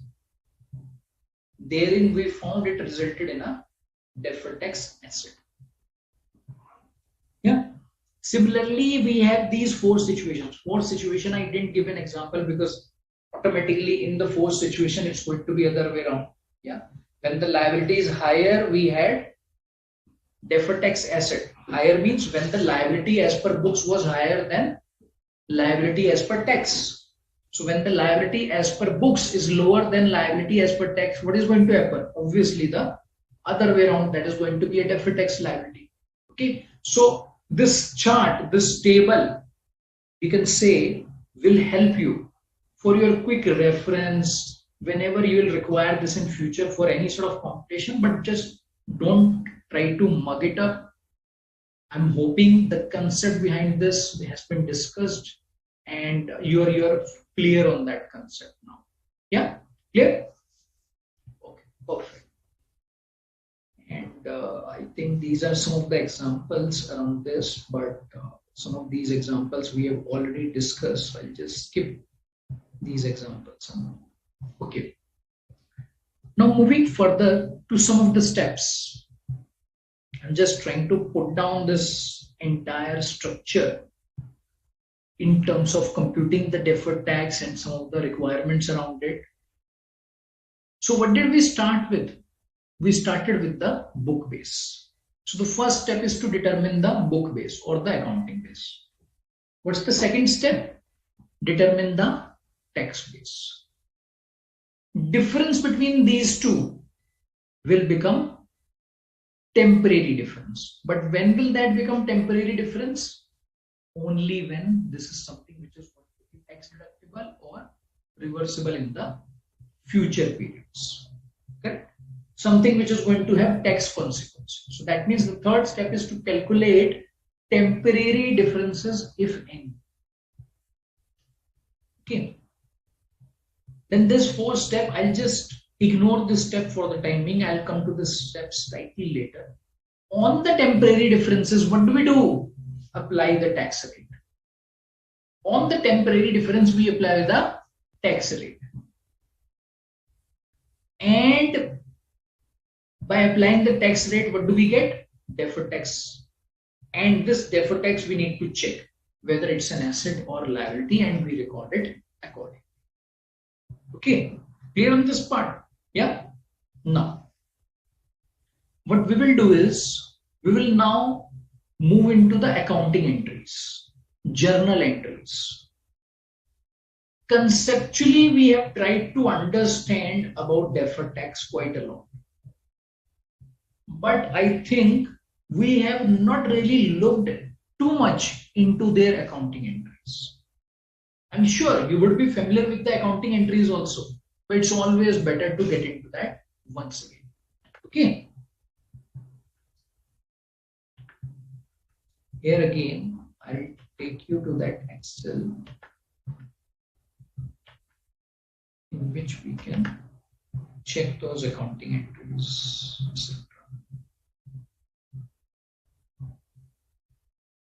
All right. So now, so let's see what's the accounting entry we will pass. In case we are required to record deferred tax liability. Okay, so let me just take a rate of 25%. I'm considering a tax rate of 25%. So on the temporary difference, we will apply this. Okay. Now, what is going to be the accounting entry in all of these cases? Let's understand. When we are recording deferred tax liability, so we'll say to deferred, I'm just using this short form, to deferred tax liability. And what is this deferred tax liability? 2.5. Now corresponding to a liability, what do we record? Expense, which will be called as deferred tax charge.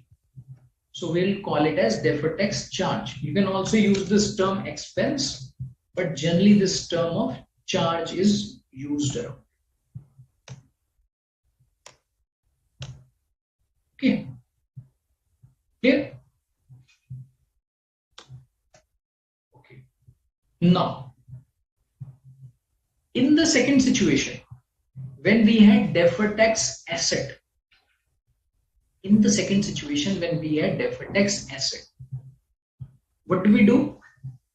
Deferred tax is an asset, so that's why we will record deferred tax asset.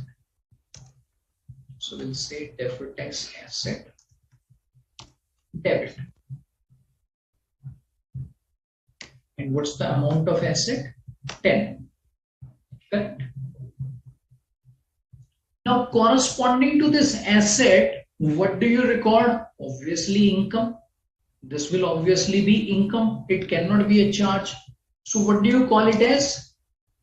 To deferred tax credit. Now instead of using the term charge, what do you call it as? Deferred tax credit. Please remember, this will go to balance sheet. Okay, this will go to balance sheet. This will go to balance sheet. Where will this go? This will go to P&L in the total tax expense. I'll come to that point also. Similarly, this will also go to P&L. This will also go to P&L. Okay. Now, let's try to understand as to how this is presented in the P&L. Okay, say for example, this is our P&L.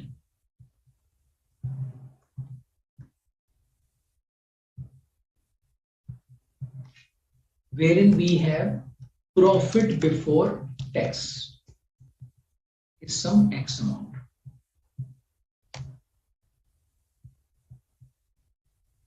Correct. So we have profit before tax. Now from the profit before tax, what do we need to reduce? Tax expense. Yeah. Now what does this tax expense comprise of? Is it only the current tax? Only the current year's tax? The answer is no. In this tax expense, which goes to the P&L, both the items are included. Current tax as well as deferred tax. Current tax as well as deferred tax. Both the items are included. In case it's a deferred tax charge, then this will be a positive amount. In case it's a deferred tax credit, then this will reduce the total expense. Let's consider some numbers also. So for example, this is 100.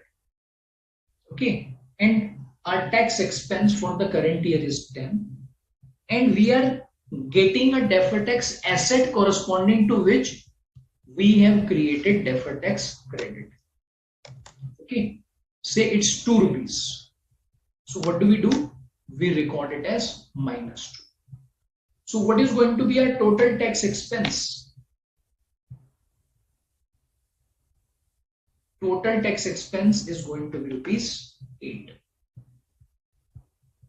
And because of which, what will happen? Because of which our PBT after deducting tax will result into a PAT of rupees 92. Clear on this? Many a times I have seen that there is a query, there is a doubt around this. I'm hoping you are now clear on these points.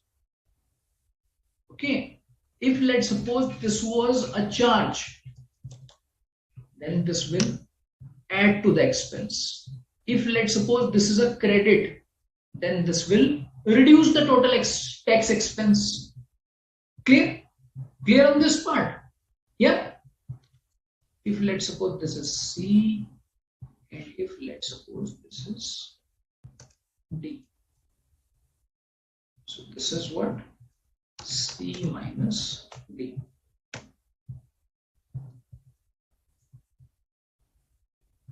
Okay, clear? Clear about the presentation, clear about the accounting treatment.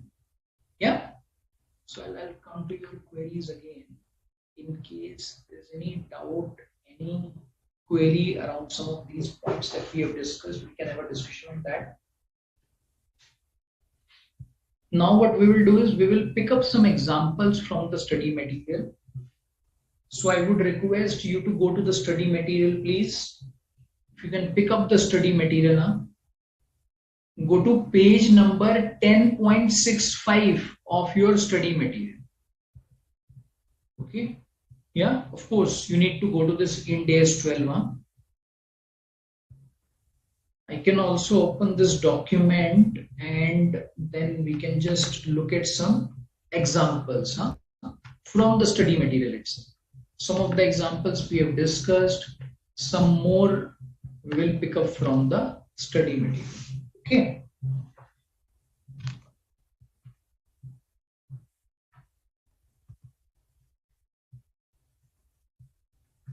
Yeah, so if you can just open this document, I think that will be helpful because then you will be able to look at it on your own, and I can also just move the screen whenever required to get to the solution.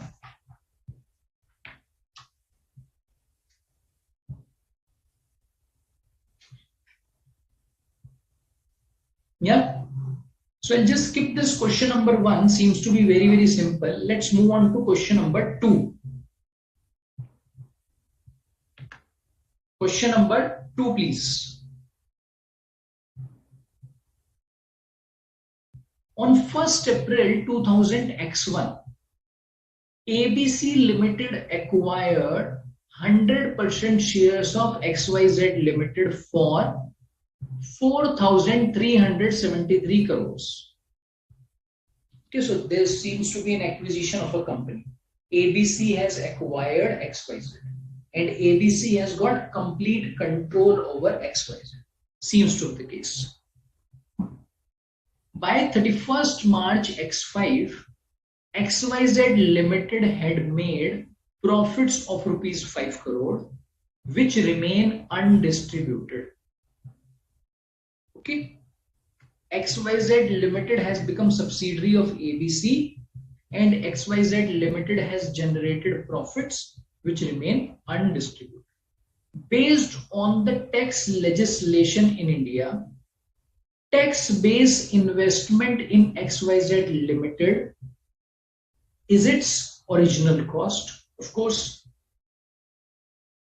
assume the dividend distribution tax rate applicable is 15%. Though, of course, this is not really relevant, but because this is a part of our curriculum, so we'll look into it. Show the deferred tax treatment. Show the deferred tax treatment. Okay. Are you clear on the question? Yeah.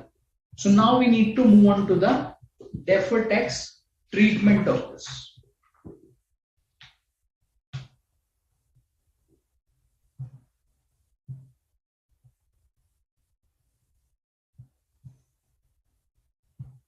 Okay, so what I'll do is I'll take you to the solution also. I'm hoping the fact pattern is all clear. So we can go to the solution now. Now in this case,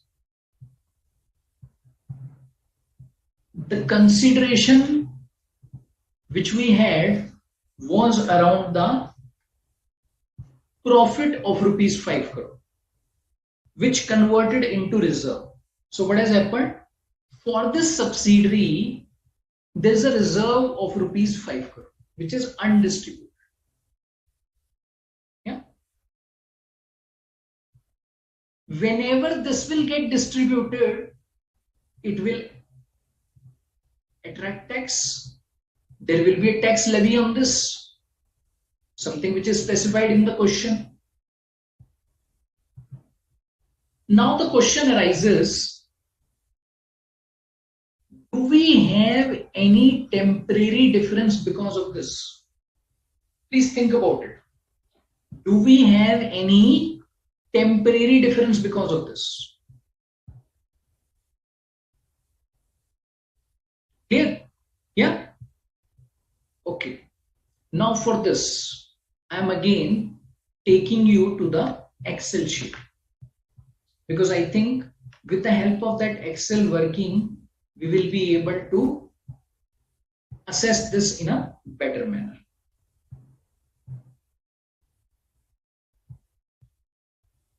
Just give me 1 minute.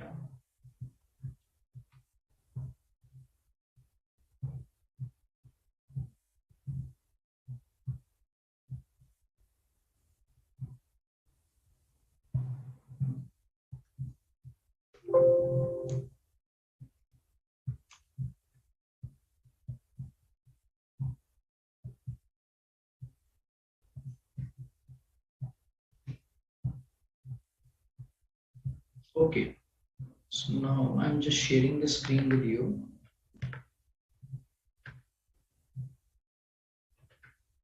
Okay, so now the situation that we have is of ABC. So we have ABC Limited, which is now the holding company, correct? And we have XYZ Limited, which is the subsidiary company.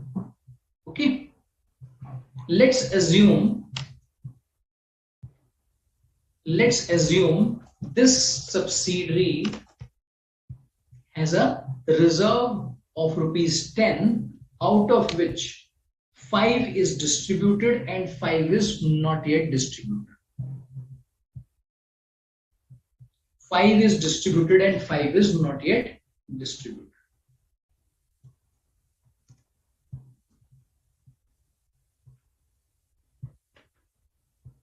Correct?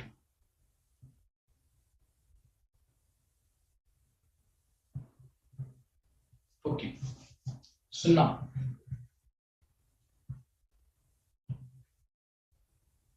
in the given scenario, please try to understand that there are 3 assessments we are required to do. 3 different assessments, or you can say assessments for 3 sets of financial statements which are required to be done. One is the financial statement of ABC on standalone basis. Second is the financial statement of XYZ on standalone basis. And third will be the consolidated financial statement of ABC. Consolidated we all understand, because XYZ is a subsidiary of ABC. So that's why there will be a consolidated financial statement which ABC will prepare, including XYZ. Okay.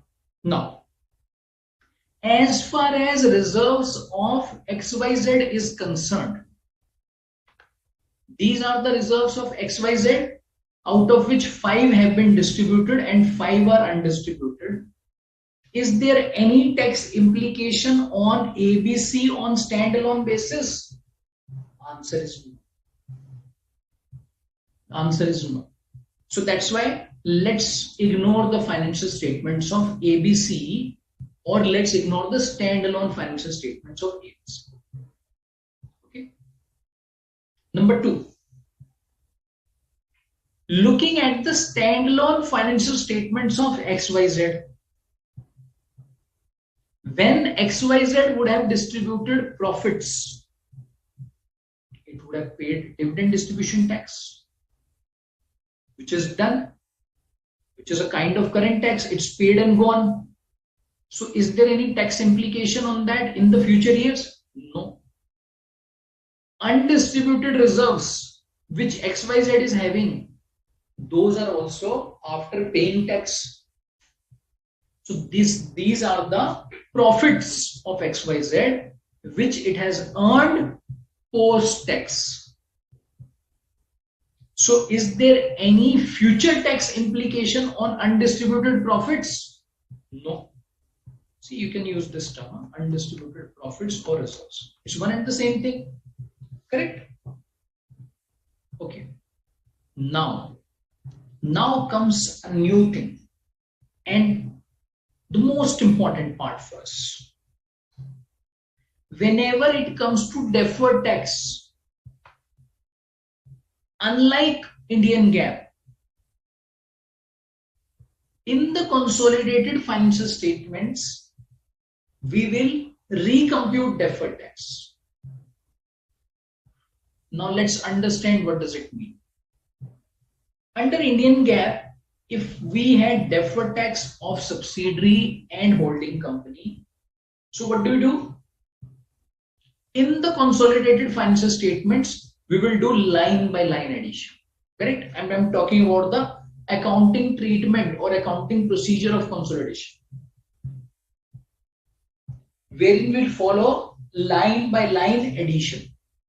Wherein we'll follow line by line addition. We don't check at the consolidated level whether deferred tax will arise or not. Correct? We don't follow that. But under Ind AS, at the consolidated level, there are going to be some more adjustments in relation to deferred tax. Means over and above deferred tax of holding and subsidiary, which will be picked up at consolidated level. Some transactions, some adjustments will also arise, which may result in deferred tax getting recorded. Let's understand that now. Okay, let's understand that now.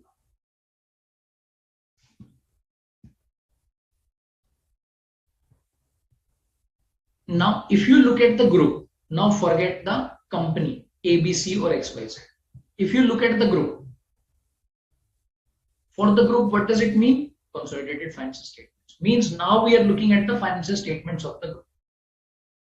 We understand that in the group, there is an undistributed profit of rupees 5. There is an undistributed profit of rupees 5. This one. Correct?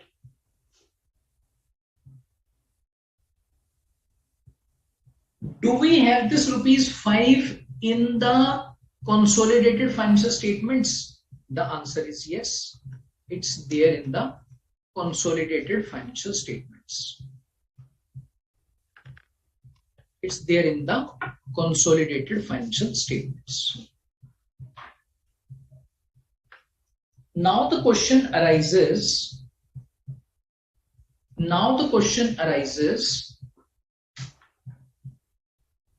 As to its tax base.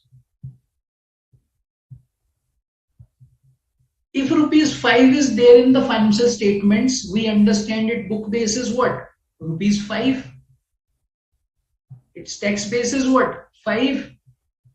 Because what is tax base? Amounts which are appearing in the financial statements in the form of assets or liabilities. Correct?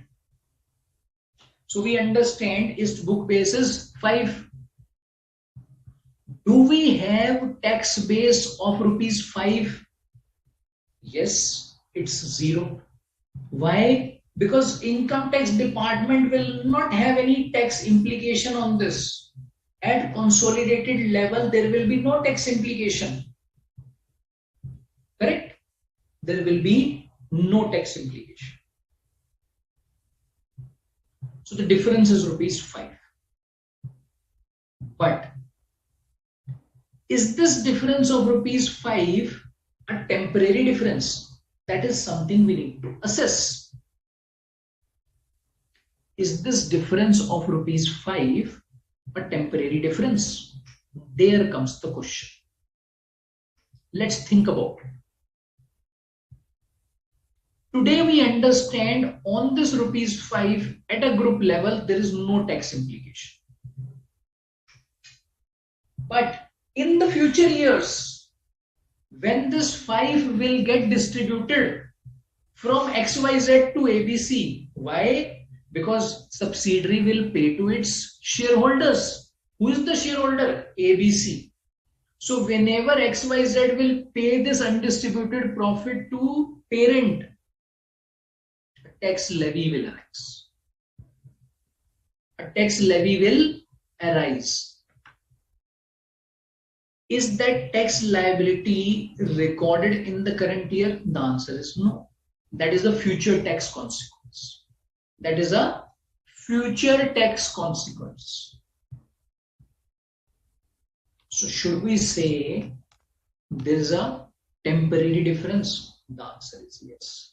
And the moment we say there is a temporary difference, will it require deferred tax to be recorded? The answer is again yes. Clear on this? The answer is again yes. Clear? Clear on this? Okay. Now comes the catch. Okay, so far this principle of ABC, XYZ that we have discussed, this has all been about the temporary difference and the deferred tax that we have already covered. Yeah, principally, conceptually, we know about it. So you may be thinking, yes, sir, it's a different example, but conceptually, we understand. Conceptually, there should be a temporary difference, and conceptually, there should be a deferred tax. All right. But now comes a new concept, which we need to understand, which comes as per the requirement of Ind AS. Which comes as per the requirements of Ind AS. Now let's understand what does Ind AS require.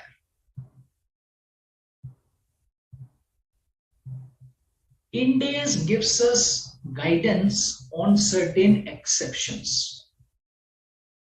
Okay, I'm calling that as exception. Ind AS says in certain situations, Ind AS says in certain situations,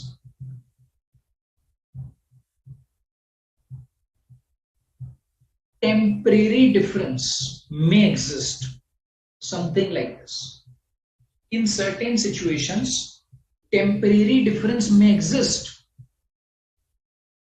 but still we will not record deferred tax.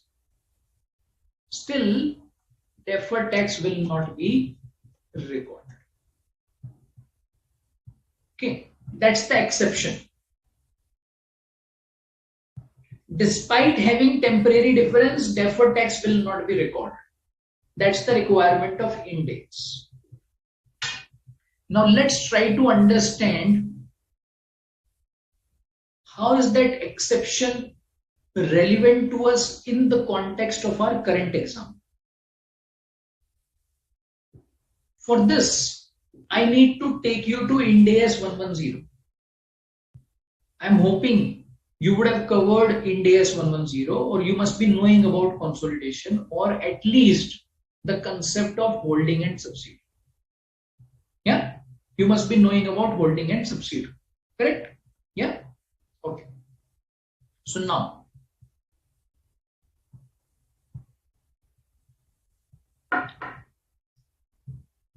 in case of holding and subsidiary, there is a relationship which arises through control. Holding is in a position to control the subsidiary. As per Ind AS 110, control arises when holding is able to direct the financial or operating activities of the subsidiary company. Means the decision making of the subsidiary is driven by the holding company. If holding company will take the decision, subsidiary will have to follow. That is called as control as per Ind AS 110. And only when there is a control, then we have this relationship of holding and subsidiary. And we understand that it's a relationship of holding and subsidiaries. That's why there is control. That's why we say there is control.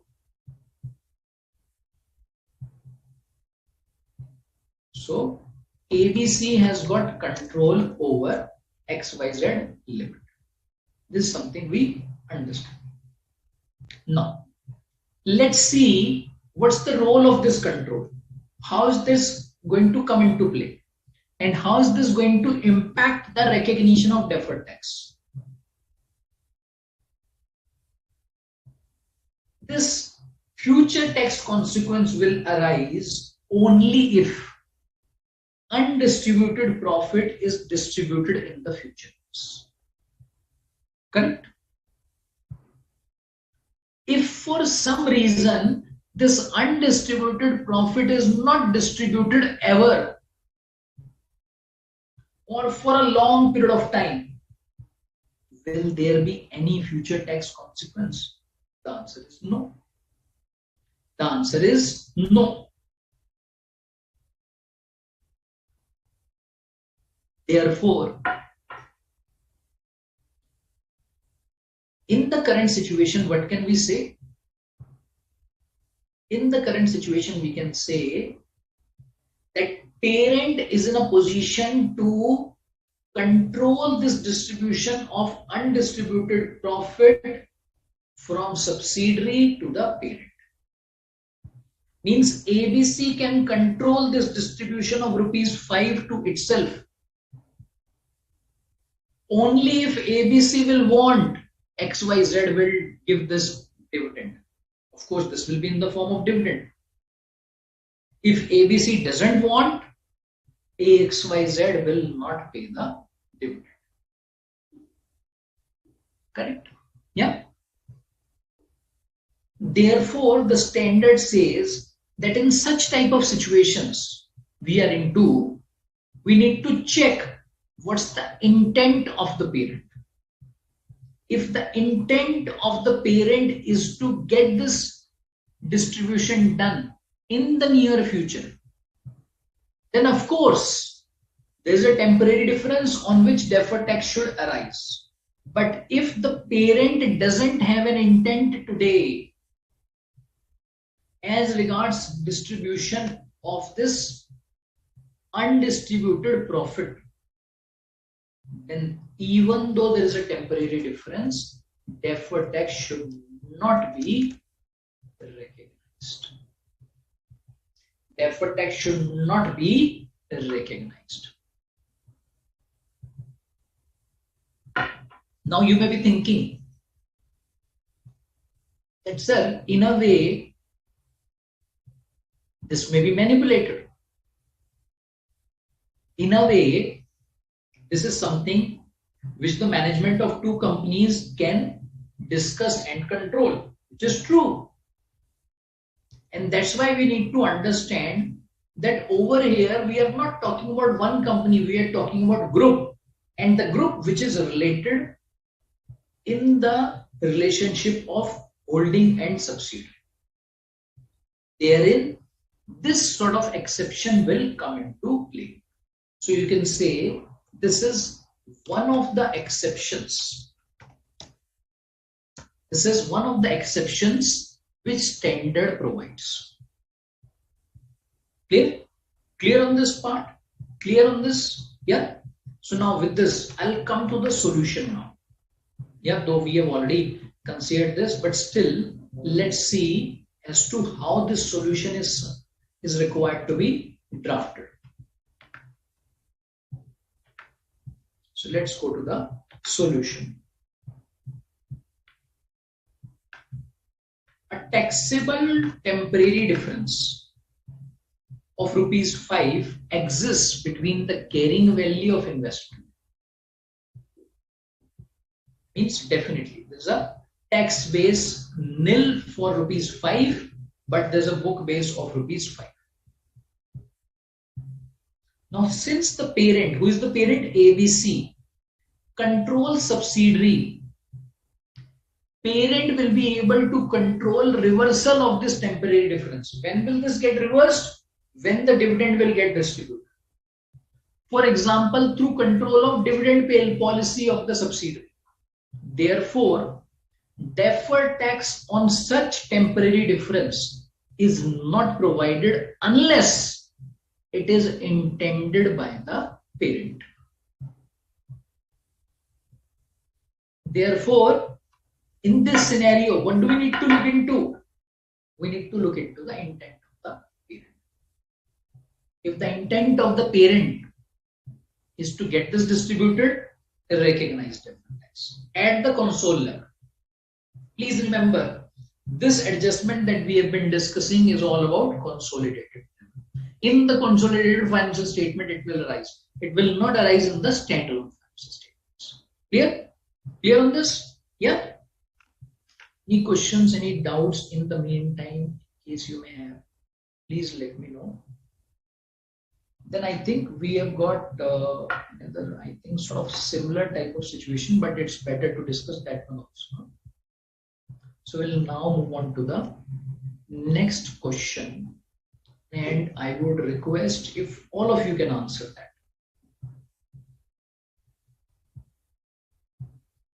Okay, if you can again go to page number 10.65, question number 3. Yeah, if you can go to page number 10.65, question number 3.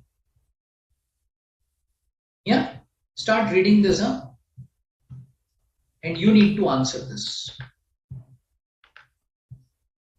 Okay, I have also opened this now. Page number 10.65, please note down question number 3. ABC Limited acquired 50% shares in PQR on 1st January X1 for rupees 1000 crore. Means ABC has acquired 50% of PQR. Okay. By 31st March X5, PQR made profits of rupees 50 crore. This 50 crore was the share of ABC only. Okay. So I think they would have made a profit of 100 crore. And this 50 crore share of ABC is undistributed. Clear? Based on the tax legislation in India, based on the tax legislation in India,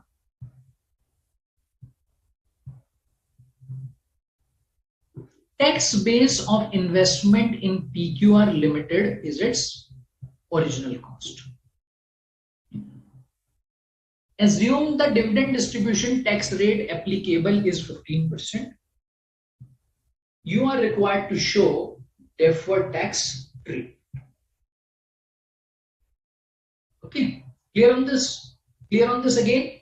Yeah, seems to be a similar sort of situation, but I think you can answer this better now. Okay, I'll move over to your responses now. Quickly, if you can just answer this, because I'll also go to the solution now.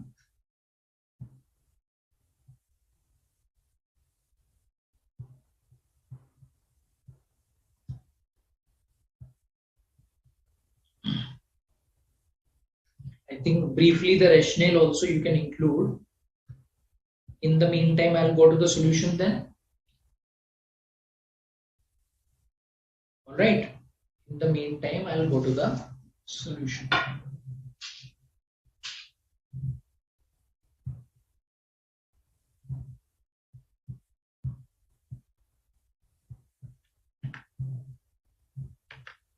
Okay, so let's go to the solution now. Now in this case, once again, what do we find? That this rupees 50 on the similar basis like we discussed in the previous question is a temporary difference. There's no doubt. It's a temporary difference. on which deferred tax should arise. In previous question, parent had control over the subsidiary. So there was a relationship of parent subsidiary. But do we have that type of relationship now? The answer is no. Under Ind AS, with 50% you don't get control. And we are not assuming any other factor basis which we can say that yes, there is a control of ABC over PQR. Okay. Now because ABC doesn't have control over PQR, therefore it will not be able to control the distribution of dividend by PQR in the future years. Correct? As a result of which, we will have to say that this temporary difference will continue to be recognized in the form of deferred tax. This will not fall under that exception which we discussed in the previous question. Here, this will not fall under that exception. Therefore, in this example, deferred tax will be recognized. Clear? Clear on this? Clear on this part? Great.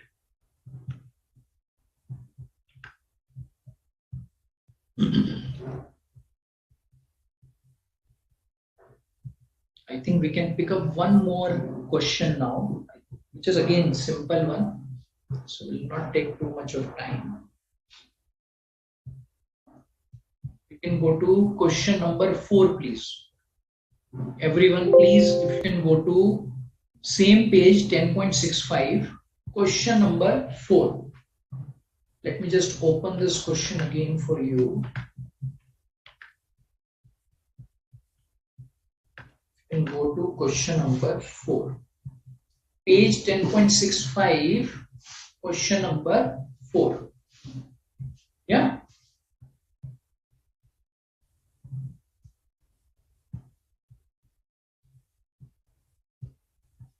Are you with me on this question? You need to start solving this on your own, please. Huh? You need to start solving this on your own. I will also compute this. A company had purchased an asset at rupees 1 lakh. Company purchased asset at rupees 1 lakh. Its estimated useful life was 5 years. Therefore, it's depreciated at 20% if we use SLM. For tax purposes, it's 25% SLM. Just don't go by assumptions as to what income tax requires, SLM, WDV. Yeah. For the time being, just stay into the question. Just assume that whatever is there in the question is also something which income tax requires. Because many of you will have questions, how come we have this SLM in income tax? Huh? Just please forget this part. Huh? So depreciation for tax purposes is 25% SLM. Operating profit is 1 lakh for all the 5 years. Tax rate is 30% for next 5 years. You are required to calculate book value, means the book base, tax base, and the deferred tax liability. Yeah. Now the good thing is that in the question, this assessment is already done for you. The question has already done the assessment for you that it's going to be a deferred tax liability.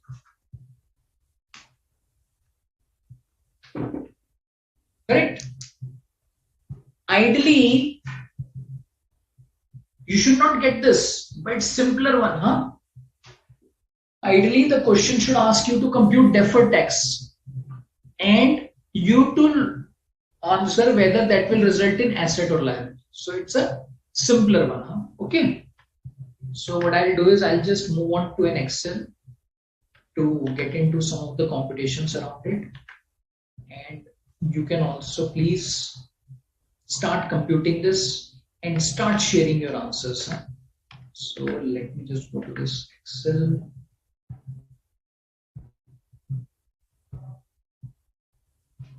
Okay, so now we have got this data for next 5 years. So as per books, we have 1,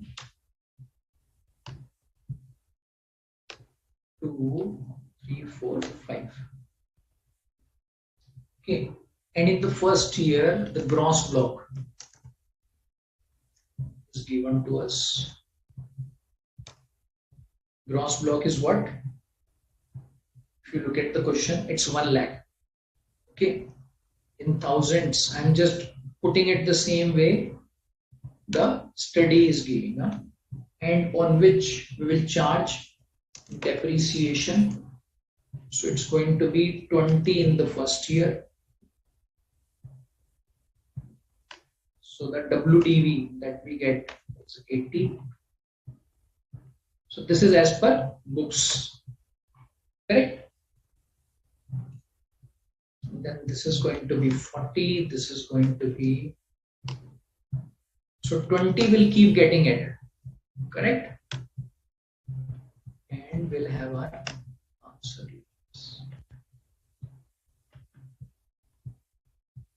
Yeah. Okay. Now let's see as to how the numbers will become as per tax. As per tax, we have our gross block same. Gross block is unchanged. Yeah. The only thing that changes is the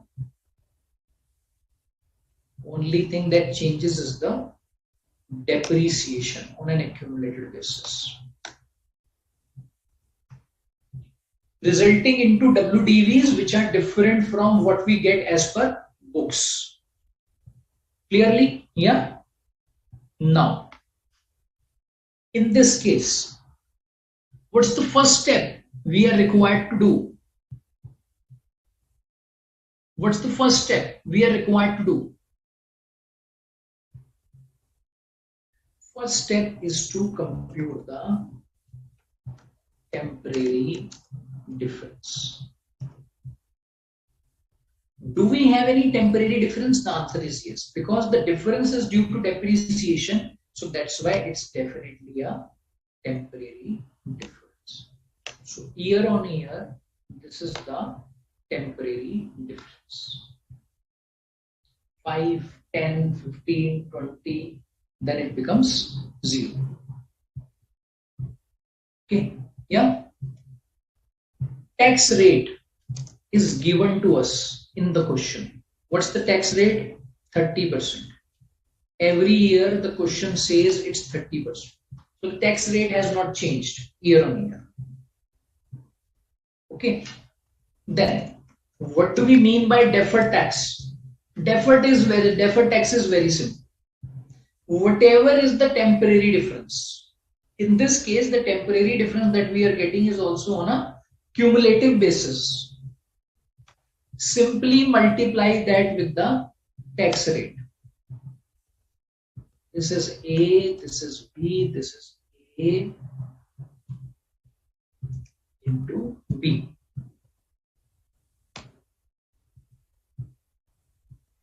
Yeah, this is A into B. This is our deferred tax. Now, even though we have done this sort of simple calculation, still what do we need to do? We need to assess whether this deferred tax on an year-on-year basis is deferred tax liability or asset or what. So let's understand this. Now this is going to be very important. So let's look into this very carefully. In the first year, WDV was 80 as per books and as per tax was 75. Means tax has allowed more depreciation in the current year. If more depreciation is allowed in the current year, lesser depreciation will be allowed in the future years. So that's why, what would it become? DTL. This should become DTL. Okay. Let's look at the next year. Next year again, we have similar sort of situation. Next year again, we have similar sort of situation. What is the situation? WDV is 50 as per tax, but as per books it's 60. Here again, tax is allowing us more depreciation, which will reverse in the future years.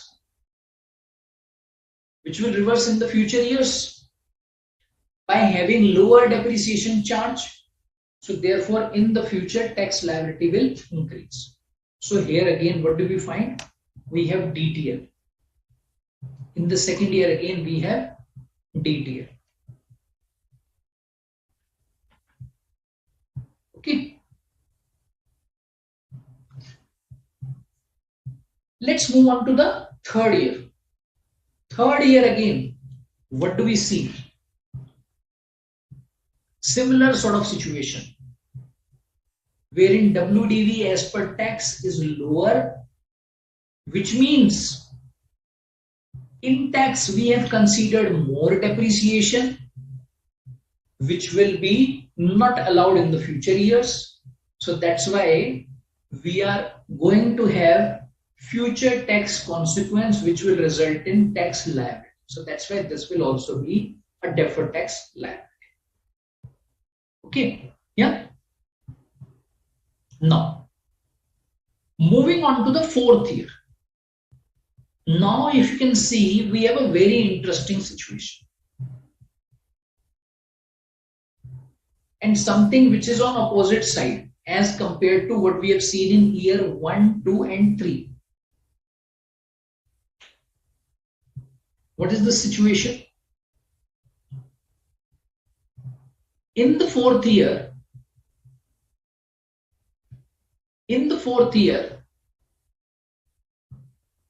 WDV as per tax is 0.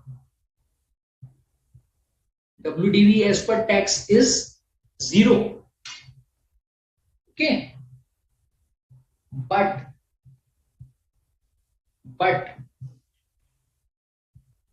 as per books, it's 20. Which means, even though it has become 0, but similar to what we have seen in year 1, 2 and 3. The only difference which we see now is that it's sort of 0 as compared to previous year. But the trend of lower WDVs as compared to lower WDVs as per tax as compared to WDV as per books continues. So here again, what do we find? It's going to be DTL. It's going to be a DTL. Okay. Now, in the next year, what has happened? In the next year, we find that WDV as per books has also become 0. WDV as per books has also become 0. As per tax, it became 0 in the fourth year itself. But as per books, it has become 0 in the fifth year. Which means in the fifth year,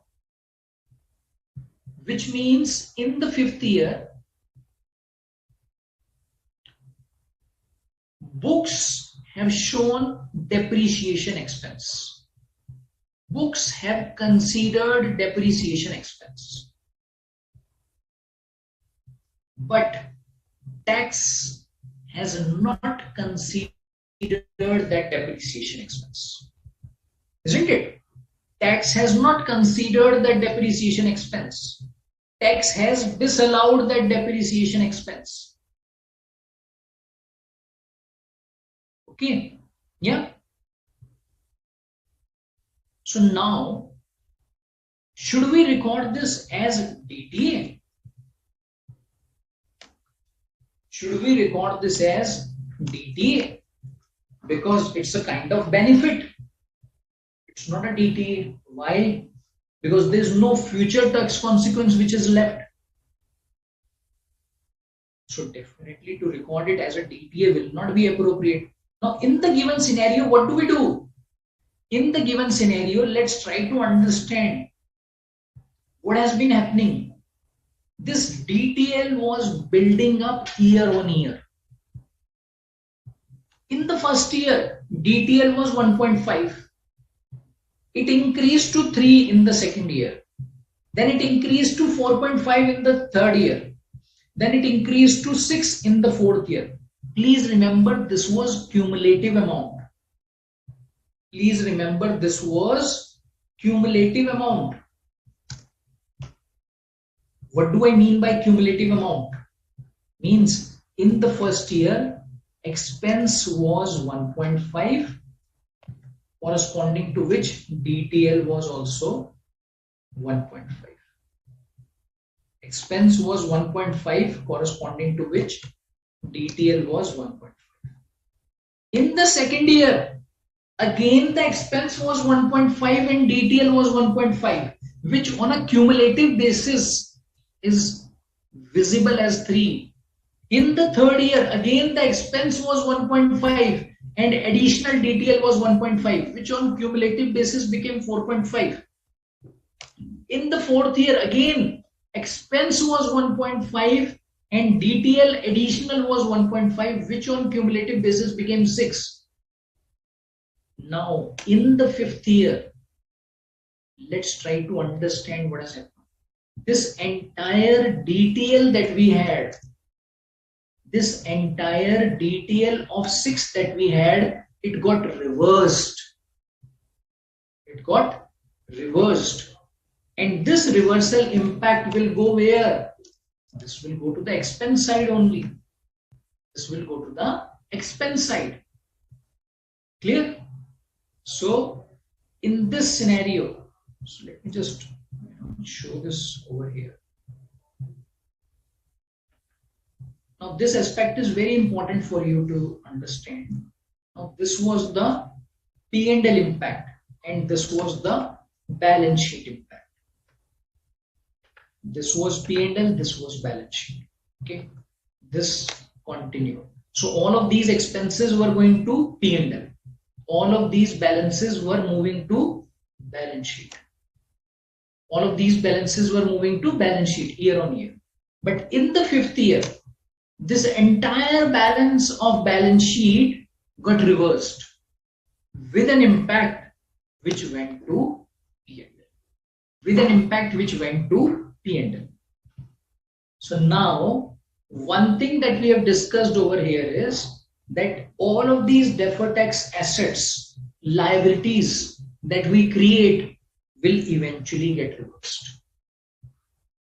Clear on this? Yeah, clear on this? I think this was not clearly laid out in the table because therein it's a solution which is wrapped up, but idea was to get into the concept behind it. So that's why I put down the accounting entries around each and every year, and that's why I picked up, even though this was a small computation, simple computation, but conceptually it was very, very important for us to understand this. Clear on this? So I think with this we are done for today, and in case you have any questions, you can just send across your queries. I believe your queries are largely done, but in case you have any further queries, just feel free to reach out. And we are not yet done with this standard. There are a lot of concepts around this standard which will get to be discussed. So in the next session, we'll pick up those concepts. All right. So thanks to everyone for your time today, and of course for your participation. Thanks so much. Thanks.